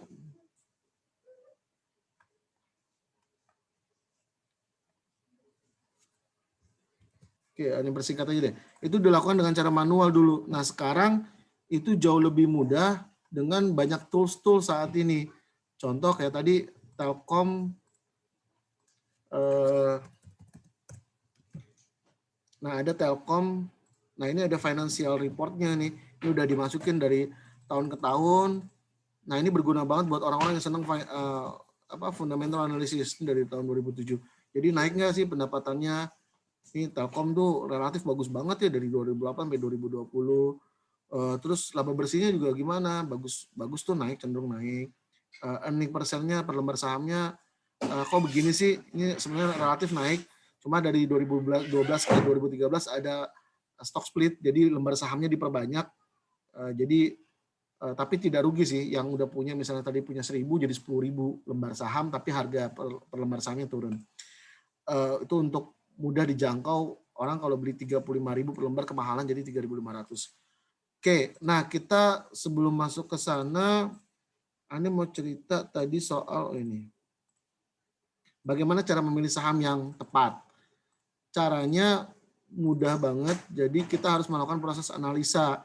Nah, proses analisanya itu, contoh ini Anda punya daftar emiten syariah yang Anda download setiap 6 bulan sekali. Ya, tadi dari list tadi di download di Google gampang banget lah. Nah, ini perusahaan-perusahaannya. Nah, perusahaan-perusahaan ini kemudian kan punya harga tuh tadi, harganya dimasukin ke sini. Ini personal sih, ini cara personal banget. Jadi harganya misalnya contoh Provident Agro deh. Provident Agro ini anak perusahaan yang dibeli sama Sandiaga Uno nih, yang punya. Enggak, sebentar biar tahu gambarannya aja sih. Jadi Provident Agro ini harganya itu per lembar Rp326. Kan selalu timbul di pertanyaan kita, Rp326 ini kemahalan atau kemurahan sih? Kan gitu kan. Nah, Ane mencari nih dari cukup banyak literatur untuk menilai apakah perusahaan Palem ini dengan annual report atau laporan keuangan saat ini, dia wajar nggak sih 326 ini atau mungkin tidak wajar. Nah, caranya gimana? Jadi banyak metode. Anda punya kurang lebih mungkin hampir 12 metode, yang terbaru 12. Ini metode aneh nih. Ada namanya dividen, ada EV per EBITDA, mungkin teman-teman ada menggunakan metode DCF, dollar cost averaging. Betul ya kalau nggak salah ya. Current book value per share, ada metode, ini orang namanya John Wei, ada metode berdasarkan tadi bukunya The Intelligent Investor gitu ya. Ada berdasarkan metode ini, proses seleksi ini, ada berdasarkan metode ini. Nah, ada metodenya Lo Keng Hong. Tadi Lo Keng Hong juga punya metode gitu ya.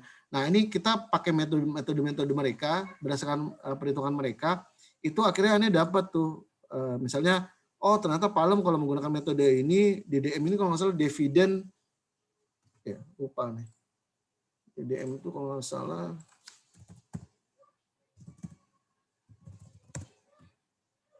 dividen discounted model ya. Ini teman-teman akuntansi tahu banget nih pas ini. Dividen discounted model tuh aneh pakai dividen discounted model itu ada rumusnya segala macam. Lalu kemudian nanti dapat tuh, oh enggak kok harganya masih Rp501. ini 600, ini 200, ini segala macam. Nah ini jadi kita tahu nih, oh ternyata harga saham ini ternyata masih murah kok sebenarnya. Rata-ratanya misalnya gitu ya, rata-ratanya ternyata masih murah, ini rata-ratanya misalnya berapa gitu. Nah ini Anda lakukan proses analisa dari daftar emiten syariah yang sudah ada, kurang lebih begitu. Nah nanti dari situ Anda punya tuh data prioritas nih, ini worksheet-nya Anda ya, worksheet-nya Anda. Jadi Anda dapat nih berarti dari 700 emiten udah terseleksi 400. Ini kan 400 nih. 400 ini berdasarkan daftar emiten syariah. Jadi nggak syariah udah nggak Ane ambil. Itu yang pertama. Dari 400 Ane seleksi lagi mana yang menurut Ane jauh lebih banyak nih. Yang hijau-hijau ini harganya berarti ibaratnya harga taksirannya jauh lebih tinggi ya. Jadi harga saat ini masih murah gitu yang hijau-hijau. Nah, Ane scoring tuh. Kalau semakin banyak hijau-hijaunya, ya Ane ambil sahamnya, Ane beli. Kayak misalnya Ane beli sahamnya Petrosi, tadi ya, Pak Lokeng Hong tadi juga beli itu. Dia jeli itu. Jadi setelah Ane analisa, benar juga tuh Lokeng Hong kenapa beli Petrosi. Harganya bisa 2.600, bahkan bisa ke 7.000, 6.000, 3.000, 4.700 versi beberapa orang ya. Makanya kenapa Petrosi itu menurut Lokeng Hong murah, itu benar banget menurut Ane gitu ya. Karena menggunakan banyak metode, setelah diuji ternyata memang harganya murah. Wilmar, Indofood, Unilever, Intiland misalnya, Telkomsel, Astagrafia, Global Mediacom, Exindo termasuk MNC itu masih murah. Beli Petrosi berapa rupiah? Nggak enak nyebut total rupiahnya, tapi Petrosi itu kurang lebih ada 30-25% dari total portofolio Ane. Jadi kalau Ane masukin uang 100 juta, mungkin 25 juta ada di situ. Gitu. Oke, itu. Nah, pertanyaan berikutnya, gimana cara kita bisa tahu ini? Nah, ini butuh waktu sih, butuh waktu. Cuma Ane masih punya waktu 5 menit, Ane akan ajarin satu metode.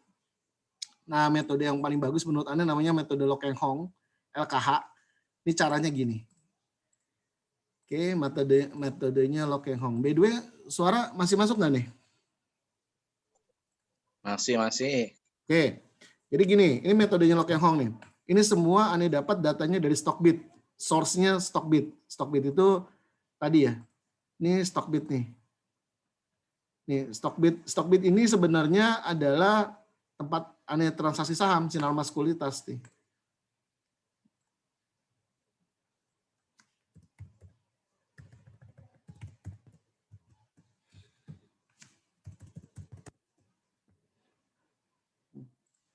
Nah, ini salah satu isi portofolio Ane nih.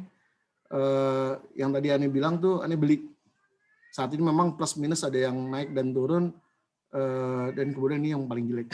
Karena ini yang ya Ane lihatnya karena untuk value investing jangka panjang. Jadi jangan kaget kalau ada yang minus 5%, ada yang naik 8%, ada yang 11%, misalnya gitu ya. Ini salah satunya. Oke, kita masuk dulu ke sini.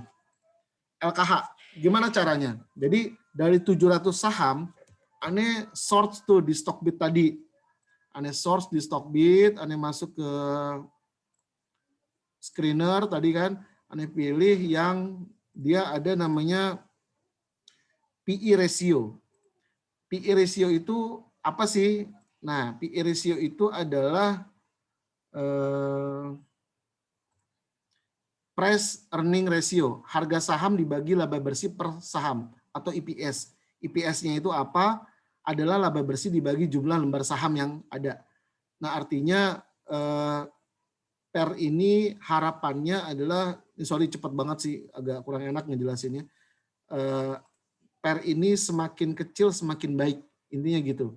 Nah, Lokeng Hong dalam beberapa kuliahnya dia memberikan informasi kepada kita bahwa saya senang banget, kata Lokeng Hong, jika ada suatu perusahaan yang harga pernya atau PE ratio-nya di bawah average rata-rata IDX. Nah, akhirnya Ane cari tuh average rata-rata IDX itu berapa? Caranya gini dulu awalnya. Bukalah di IDX, ada statistik IDX. average PER itu dari 700 perusahaan yang ada di Bursa Efek Indonesia itu harganya 11,3. 11,3.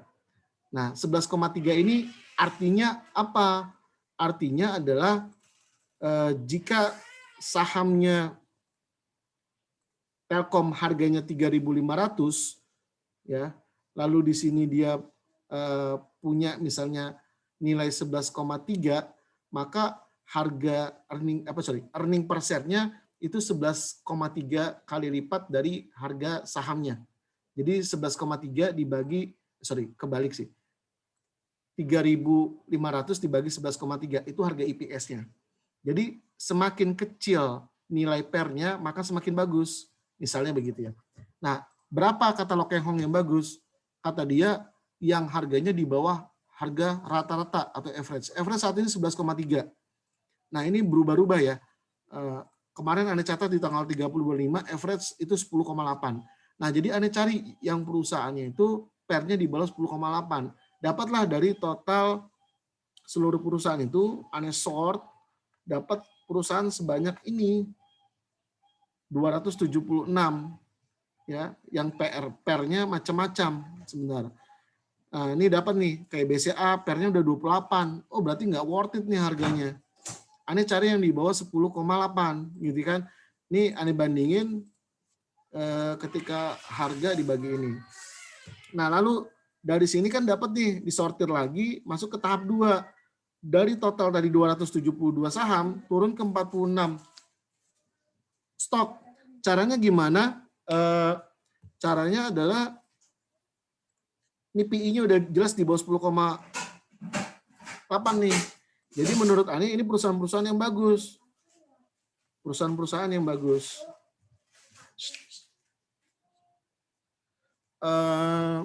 Lalu kemudian sebentar. Nah, oke kayak gini. Jadi harganya Lo Keng Hong tuh berapa sih sebenarnya untuk saham ini? Contoh ya, Gudang Garam ini rokok nih. Kita belum seleksi di daftar emiten syariah, Ane lakukan itu di terakhir. Gudang Garam itu harga saat ini 32.000. Nah, tapi kalau menurut Lo Keng Hong dengan PER sebesar ini terus dikalikan EPS-nya dikalikan dengan harga PER-nya, PER-nya dari 10,8 Ane diskon 66%, itu kalau harganya 25.000 itu baru murah. Sedangkan ini belum. Jadi ini dibagi ini 78%. Nah, Ane cari yang di atas 100%. Ketika harga taksiran Lo Keng Hong lebih taksiran PER-nya lebih tinggi dibanding harga price-nya. Contoh nih ini Panin Life nih, ini bank. Ane nggak beli, cuma ini besar banget 229. Kenapa? Harga saat ini tuh price normalnya Rp190, tapi ternyata dia sebenarnya kalau menurut perhitungan PER itu harusnya nilainya Rp434. Gitu ya. Nah, kita dapat nih yang biru-biru ini gitu ya, yang 100% Ane ambil, bahkan ada yang kalau nggak salah 400% nih, energi. Ini juga Ane beli ini perusahaannya. Ini kenapa? Harga price-nya saat ini Rp104, tapi harga dari PER-nya, cerminan PER-nya itu Rp514. Oke, terus Ane seleksi lagi yang data 100% masuk ke tahap 3. Jadi tinggal 26 stok. Jadi dari berapa tadi? 46 turun ke 26 stok. Nah, dapatlah ini kan. Dapat semua. Nah, ini masuk. Halo?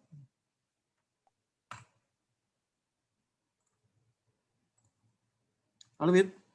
Iya, lanjut ya. Oke, dikit udah lagi lewat ya. 7 menit ya. Ya, dikit lagi. Nah, dari sini Ane pakai PBV kalau nggak salah. Jadi Lo Keng Hong tadi itu punya dua metode. Jadi ini dua metode gabung jadi satu. Sorry. Lo Keng Hong tadi punya PBV sama PER. Nah, ini PER tadi yang udah selesai. Nah, sekarang kita masuk PBV. Nah, itu dilakukan hal yang sama. Mungkin Anda nggak usah jelaskan secara detail ya. Intinya adalah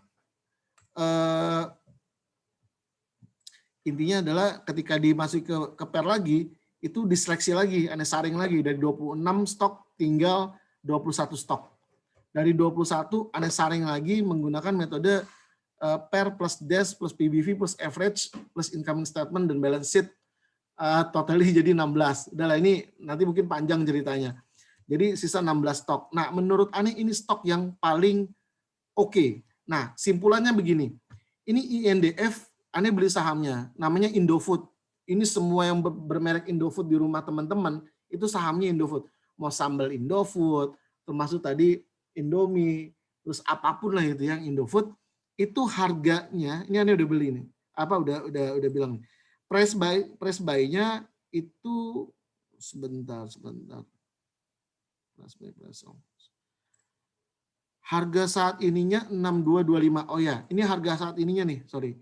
Ini harga saat ini. Harga saat ininya sekian. Ane bisa beli di Oke. Ini harga saat ini. Nah, ini harga saat ini tuh ini bisa kalau menurut PBV LK Lokeng Hong tadi, ini dia bisa jadi 8.000 dari 6.000. Kalau menggunakan PER, teknik nomor 2 itu 7.900. Jadi ini dua-duanya masih jauh. Ini 900 bisa sebenarnya harusnya harganya 1.600, 1.400. Ini 2.000 harusnya 4.000. Kalau menggunakan PER-nya Lokeng Hong 2.900. Jadi pilih aja di antara ini yang kira-kira paling dekat, nah itu dijual. Contoh gini, Ane beli 5.000 antara 1.000 dan 700, sebenarnya dia punya range akan berkembang dari 7.000 sampai 1.000. Begitu seterusnya. Kayak yang ini yang paling mantap ini NRG. Ini juga ada baru beli.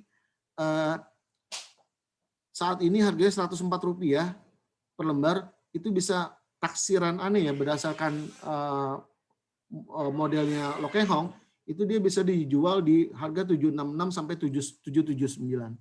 Nah, jadi kurang lebih ini ada 16 stok yang saat ini Ane koleksi. Ini 16 stok yang Ane beli saat ini ada di maybe mungkin sekitar 6 sekuritas yang Ane punya. Jadi Ane punya 4 sekuritas, istri punya 2 sekuritas. Jadi semuanya Ane beliin saham-saham ini. Jadi ini yang menurut Ane murah. Nah, terus ente beli juga yang Unilever ya. Yang Unilever itu growth investing. Telkom itu growth investing. Yang ini adalah yang murni value investing, bahwa nanti dia akan punya potensi kenaikan yang cukup besar karena saat ini harganya masih sangat diskon. Mungkin itu kurang lebih sementara yang bisa Ane sampaikan buat teman-teman. Kalau ada diskusi, bahan diskusi, silakan. Ane kembaliin ke Fitri, silakan Fit. Oke, baik. Makasih ya atas sharing ilmunya, luar biasa. Percaya kan bahwasanya memang analisanya nih, ini baru 2 analisa ya, masih banyak lagi ya. Ini baru 2, masih ada 10 lah. 10 masih ada 10 metode dan 10 analisa lagi. Nah, memang kalau kita bahas metode analisa butuh waktu yang cukup panjang. Mungkin 1 kali pertemuan itu bisa 2 metode, 3 metode, jadi nanti kita bisa rutin ke depannya. Baik teman-teman, kalau ada pertanyaan mungkin bisa langsung aja buka mic-nya ya. Silakan.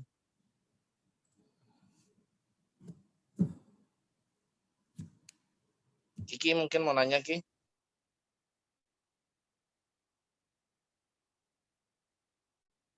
Ada Satria Fauji nih. Ji, gimana kabar Ji?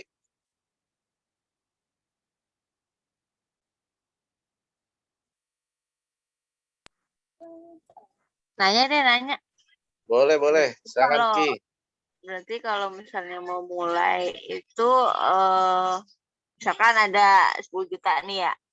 Itu 10 juta itu harus siap istilahnya dibeli di saham itu dalam jangka waktu lebih dari 5 tahun lah ya, nggak diapa-apain berarti ya. Minimal apa gimana ya? Hitungan untuk berapa lama uang itu ngendep di saham itu sebelum dijual gitu loh. Oke, menarik nih Ki, menarik. Langsung aja boleh ya. langsung ya. Oke, jadi kenapa nih bilang menarik? Jadi saham ini kalau versi Ane dijualnya ketika dia menyentuh harga ini. Jadi misalnya kita beli di 6.200, maka ketika dia menyentuh harga ini, maka Ane jual. Yang jadi masalah adalah ini data setiap 4 bulan akan bergerak. Kenapa 4 bulan bergerak? Jadi perusahaan TBK punya kewajiban setiap 4 bulan dia harus memberikan laporan keuangan.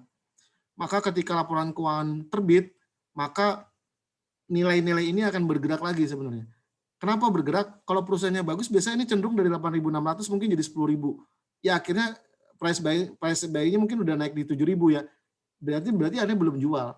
Terus begitu seterusnya sampai akhirnya kita belajar dari Lok Keng Hong tadi, Andika Sutoro Putro tadi, mereka melakukan ini sampai mereka menemukan di titiknya di tahun, misalnya dia beli 98, dia lakukan review setiap 4 bulan nih tadi, kayak Anda lakukan.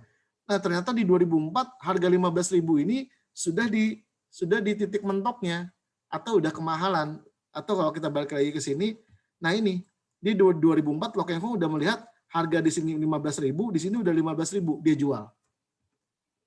Itu sih kurang lebih gambarannya. Jadi ketika harga ini sama ini udah sama, maka jual. Silakan jual. Tapi itu harus berdasarkan proses analisa. Setiap 4 bulan tadi kita review hasil analisa kita. Itu yang ideal begitu, sehingga nanti kita akan menemukan metode seperti Lok Keng Hong punya nih, value investingnya. Dia jual di waktu yang tepat ketika harganya memang sudah mentok. Berarti ngeliatinnya tiap 4 bulan sekali aja ya, nggak usah tiap hari ya? Enggak. Kalau Yahya ini sebenarnya relatif 4 bulan sekali lah bikin PR. Ini bikin kayak gini 4 bulan sekali kok, Ki. Jadi banyak dan ini Boleh nambahin dikit ya? Boleh. Iya, jadi Kiki kalau punya dana 10 juta memang harus ditentukan dulu sih, Ki. Maksudnya pengen tipe yang mana yang tadi dijelasin sama Yahya, apakah long investment gitu kan, yang setahun, 2 tahun, 3 tahun, apa memang per 3 bulan, atau memang pengen menjadi trader gitu. Nah, trader itu yang memang tadi kata Yahya agak rumit gitu, yang memang setiap jam, setiap harinya harus melototin grafik ya. Nah, tapi itu bisa dikalkulasi ya, maksudnya bisa diakalin karena ada beberapa aplikasi yang memang menentukan batas atas, batas bawah. Nah, itu salah satu aplikasi punya Andi. Mungkin Andi akan jelasin minggu depan. Jadi ketika angka harga sampai menyentuh angka yang kita inginkan, maka saham kita akan dilepas. Ataupun memang ketika jatuh gitu ya, maka saham itu tidak akan dilepas. Ataupun sebaliknya gitu. Jadi itu juga harus ditentukan ya. Maksudnya gaya investasi kita itu juga butuh gitu. Sangat berpengaruh. Jadi yang Anda sampaikan tadi, yang tadi data Excel itu menurut Anda hanya kepake buat orang yang mau masuk aliran value investing. Ya. Kalau untuk di trading kayaknya nggak perlu deh, nggak perlu seperti itu gitu. Kalau ini benar-benar seperti tadi sih, kalau mau masuk ke value investing menurut Ane punya teman di kantor punya uang 50 juta gitu ya, dia masukin ke saham, tidak trading tapi value investing, tapi dia masukin uang 50 juta ke saham, beli saham tertentu lah. Terus Ane bilang sama dia, lu masukin uang ke saham, beli saham tertentu berdasarkan apa? Ya berdasarkan kata orang aja, oke. Dia gabung di Instagram misalnya Kapten Saham segala macam. Terus Ane bilang, sayang dong, kalau Ane uang 1 juta aja, Ane bener-bener pengen banget uang itu maksimal berdasarkan hasil pemikiran Ane sendiri. Makanya bikin tabel tadi. Kalau menurut Ane ya, ini menjawab pertanyaan sih di chat, boleh nggak minta datanya? Ya, boleh-boleh aja. Tapi disclaimer sebenarnya nggak boleh. Ane tuh pengennya gini, kita setiap masing-masing itu melakukan proses analisa. Nanti sebenarnya ada yang sederhana sih kalau pengen coba. Sehingga apa? Rasa membeli kepemilikan saham itu betul-betul atas dasar buah kita tuh yakin gitu loh. Kita punya keyakinan besar bahwa sahamnya bakal naik. Gitu. Bisa lah, pasti bisa nanti. Kalau dibagi-bagi Excel-nya sih bisa-bisa aja, gampang. Tinggal masukin angkanya aja ya, rumusnya udah ada gitu ya. Iya. Datanya kan berubah terus. Nah, cuma datanya berubah terus. Nah, itu tugas masing-masing. Ya, kalau kalau Stockbit punya ente kan ada tuh ya datanya ya. Gimana? Iya, ngambilnya dari Stockbit, betul. Enggak, kalau itu kan ente yang berbayar tuh, yang Sinar Mas punya. Kalau misal kayak Mandiri Sekuritas, itu ada nggak data detailnya seperti itu? Setahu Ane nggak ada. Mandiri, IPOT. Jadi, oke. Kalau pengen ini, Ane kalau mau saran nih, mau masuk alirannya value investing kayak Ane, sarannya daftarnya di Stockbit. Ini Ane ceritain nih, sedikit ya. Jadi kalau pengen dapat. Jadi itu akses Stockbit kalau udah daftar di sekuritasnya aja ya? Iya, betul. Jadi gini, sebenarnya Stockbit itu bisa daftar biasa. Nah, tapi kita itu kalau daftar biasa nggak bisa ngebuka finansial, nggak bisa estetik tuh nggak bisa kebuka. Datanya terkunci nih, kecuali kita berlangganan. Nah, biaya berlangganannya itu nih harus pro gitu. Nah, biaya berlangganan itu 250.000 per bulan untuk mendapatkan data olahan. Wajar sih menurut Ane, karena menurut Ane yang merasa butuh gitu ya, ini datanya kaya banget nih, jadi tinggal kita ngolah doang tuh 250.000 per bulan langganan. Nah, tapi kalau kita bikin Stockbit nih, ini punya Sinarmas, itu kita dikasih gratis. Jadi Ane dibayarin nih sama Stockbitnya selama dibayarin aktif sampai dengan 22 Februari 2022 selama setahun. Kalau uang kita itu di atas 5 juta. Ini kan Ane punya uang nih 7 juta nih yang di sini nih. Tuh uangannya 7 juta. Jadi kalau di atas 5 juta tuh dikasih free. Nah, itu makanya Ane Stockbit ini sebenarnya cuma buat masukin uang kecil aja buat ngedapetin fasilitasnya sebenarnya. Fasilitas buat Asik. analisa tadi. Iya. Itu. Ya, gitulah kurang lebih. Rekomendasi sih Stockbit lah kalau bisa. Punya Stockbit. Yang lain silakan.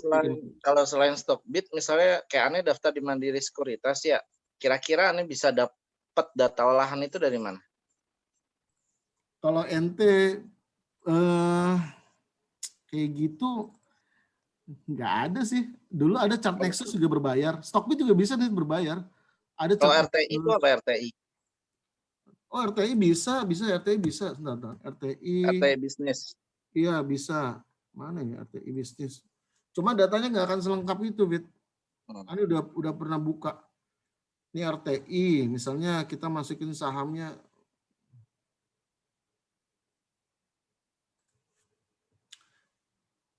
Analitik financial. Tuh, dia kadang-kadang nggak semua data itu punya gitu. Nah, ini bisa nih ngambil dari sini sih bisa. Cuma kalau setelah Anda lihat-lihat lebih simpel Stockbit sih ya. Jauh. Terus data yang dihasilkan yang diolah itu lebih lengkap di Stockbit sih. Lebih mudah menggunakan dan lebih karena datanya udah lengkap nih.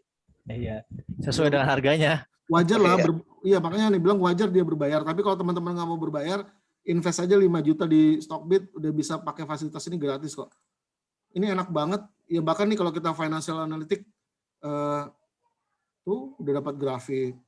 Nah ini aneh mining data dari sini aja, tinggal ngambil copy, terus masukin ke Excel tadi segala macam. Nanti buat kebutuhan analisa ya. Gitu sih. Bahkan ada screener tuh yang paling enak banget tuh screener nih. Kita pengen tahu saham apa aja yang PE ratio-nya tinggi segala macam, itu gampang banget nih. Gue pengen tahu perusahaan yang PE ratio-nya paling tinggi gitu ya.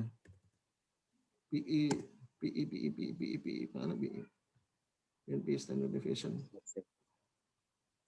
Oke, ada lagi teman-teman yang ingin bertanya Mbak Yahya sebelum kita tutup, udah jam 22:17. Mungkin kita lanjutkan besok dengan pemateri Pak Haji Andi.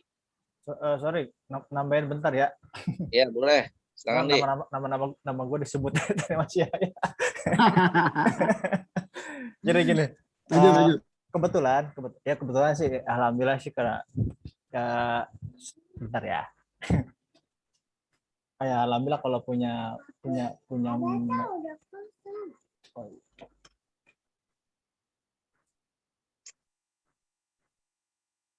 ada mentor yang bisa ditanya gitu. Nah, seputar yang masalah kita bahas kemarin kan audit dengan scalper. Tentang hukum syariat itu sebagaimana boleh nggak sih gitu. Memastikan aja sebenarnya sih ada karena dari Anda sendiri juga agak ragu scalper itu masih dibenarkan nggak sih? Ternyata ya yang masih ditanya balik gitu. Ini masalahnya gimana gitu. Karena yang jadi gini, kalau kita melihat dari Dewan Syariah yang dikeluarkan Dewan Syariah MUI ya, ada 4 dari segi rukunnya kan ada 4 ya. Pertama ada pihak yang bertransaksi ya, ada pembeli ya. Terus kedua ada barang. Ketiga ada harganya dan keempat ada ijab kabul. Nah seperti itu. Nah terkait dengan yang ada di waktu gini.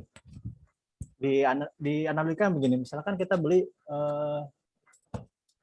beli sayur di pasar, terus jualnya di pagi-pagi ya, terus dijual di pagi hari di jam 8, kita beli jam 3 pagi, beli jam 8. Itu halal apa haram gitu?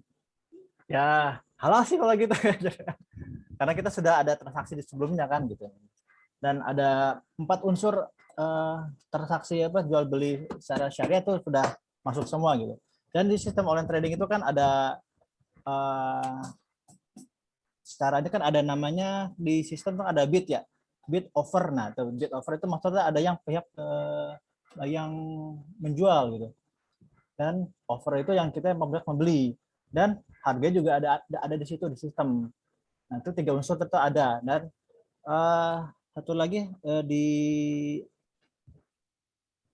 kan harga udah ada, ijab kabul juga ada pada saat kita sudah bilang tentang beli untuk beli harga itu jadi sudah sah dengan secara hukum seperti itu.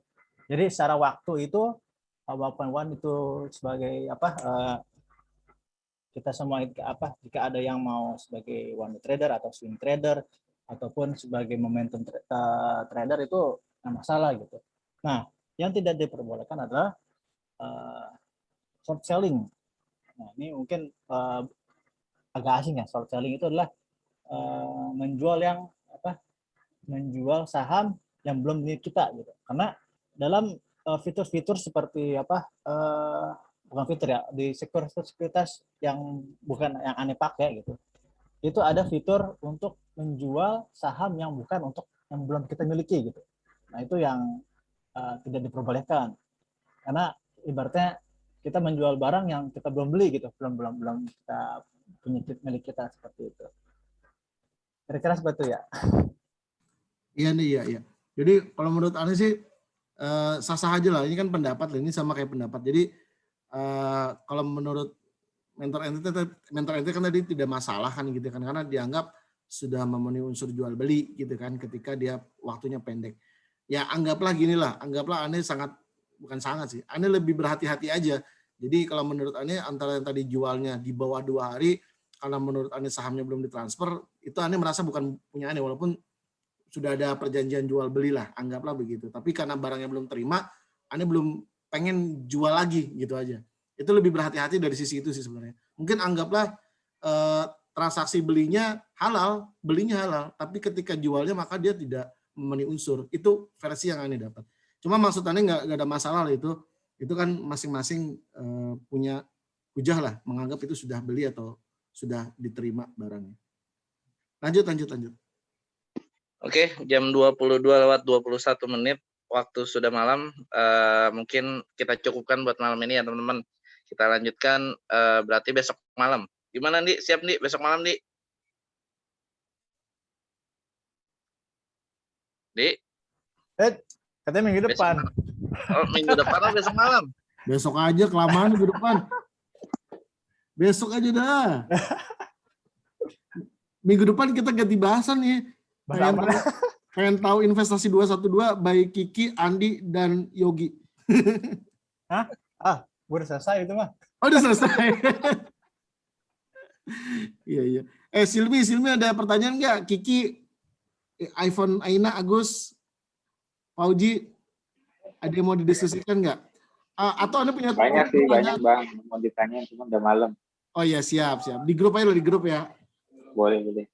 Oke. Mau nanya minimal investasinya berapa segala macam, ntar di grup ya Bang ya. Siap. Anda jawab aja. 10.000 bisa kok. Masa? Bisa. Bisa. Masya Allah. Buat belajar 100.000 dulu Gus. 50.000 bisa. Misal kayak tadi yang 3.500 lembar. Tapi ada yang dilihat 700 harganya ya. Jadi dilihat harga satu sahamnya itu yang bilang murah gitu, jangan yang mahal kayak Telkom kan atau Indofood itu lumayan mahal itu. Jadi kalau minimal ente kan harus beli 1 lot ya. Nih Bang Agus. Bang Agus, Mbak Kiki. Nih beli itu kan minimal kan beli itu 100. Harganya Rp104. Cuma 10.000. Oh iya. Kan? Ini cuma 10.000. Tuh, 10.400. Minimal tuh 100 lot ya kalau iya, punya saham energi yang menurut Ane sangat punya peluang untuk berkembang. Itu cari analisa itu dari mana Bang Yahya infonya, ilmunya gitu bisa dapat Oh, belajar. analisa itu. Banyak literatur sih, ada buku, Banyak ada ya? jurnal. Ane pernah baca skripsi malah. Masya Allah. Ane pernah nonton, macam-macam lah. Macam-macam. Dapat 12 metode itu macam-macam. Ya itu pemain lama ya, Gus. Oh gitu. Pemain lama 11 jadi. tahun, Gus. 11 tahun. Udah Ya, 11 tahun. 11 tahun, 1 tahun nemuin 1 metode lah, gitulah. Ngarang-ngarang. Terima kasih banyak Bang Yahya share ilmunya, mudah-mudahan berkah semuanya. Amin, amin. Ya jadi mungkin terjelasin kumaha daftar ke sekuritasnya. Bisa langsung sih Mi, maksudnya paling enak mandiri sekuritas kalau Silmi punya rekening mandiri ya atau BNI sekuritas itu kalau download dulu di aplikasi, jadi nanti langsung bisa daftar tuh, nanti mungkin bisa dipandu di grup. Nah buat kelanjutannya mungkin Andi besok temanya apa Andi? Apa ya Andi besok ya? Andi, bebas lah. Se-Andi dapat aja informasinya dari itu pelatihan di. Ayo Di, yang lain-lain Di, kan ada 14 poin tuh Di. Ya pokoknya pilih dari 14 tema itu di ente terangin kita lah. Aduh. Kayak udah semua tuh masih Yahya tuh. Terus nanti ke depannya mungkin ini ya, kita sekali pertemuan mungkin membahas 3 metode ya untuk memilih saham mana yang bagus untuk ke depannya seperti apa pertumbuhannya. Mungkin satu Ntar pertemuan besok ini coba aja ada jelasin yang metode ada yang untuk analisa secara untuk investing ya, mau investing. Oke, siap. Sederhana aja. Jadi yang gratisan, kalau Yahya kan bayar tuh. Nah, bagus tuh, bagus. Pakai RTI ya? RTI. Ah, siap. Berarti harus download aplikasi RTI dulu semuanya ya, biar maksudnya biar update ya. Ya, jadi teman-teman karena besok Andi mau jelasin yang gratisan itu datanya ada di aplikasi RTI. Jadi teman-teman bisa download aplikasi RTI dulu di App Store ya. Nah setelah itu jadi kita bisa langsung aplikasi satu persatu besok. Oke mungkin teman-teman karena waktu udah jam 10:30 malam, pukul 22:26 malam ini kita cukupkan dulu ya buat pembahasan mengenai saham perdana kita. Mudah-mudahan ini bermanfaat berkah buat semuanya, baik buat pembicara, buat Yahya dan juga buat kita semua. Insya Allah ke depan grup Sandbox ini akan terus mengupdate informasi-informasi tentang dunia saham, investasi. Jadi apapun investasi itu nanti bisa kita bahas dengan tema yang berbeda-beda. Baik, cukup sekian teman-teman. Terima kasih atas kehadirannya yang dari jauh, dari Kuningan, terus juga dari Bekasi, Depok, Jakarta, dan sekitarnya. Sekian dari Ana, kita tutup dengan baca Alhamdulillah. Alhamdulillahirrabbilalamin. Alhamdulillahirrabbilalamin. Terima kasih buat Yahya, Agus, Satria Fauji, dan teman-teman semua yang sudah hadir. Assalamualaikum warahmatullahi wabarakatuh. Waalaikumsalam warahmatullahi wabarakatuh. Terima kasih buat Silmi, buat Kiki, Andi, Bang Agus, Bang Fauji, semuanya. Bang Yahya. Waalaikumsalam, sehat-sehat semuanya.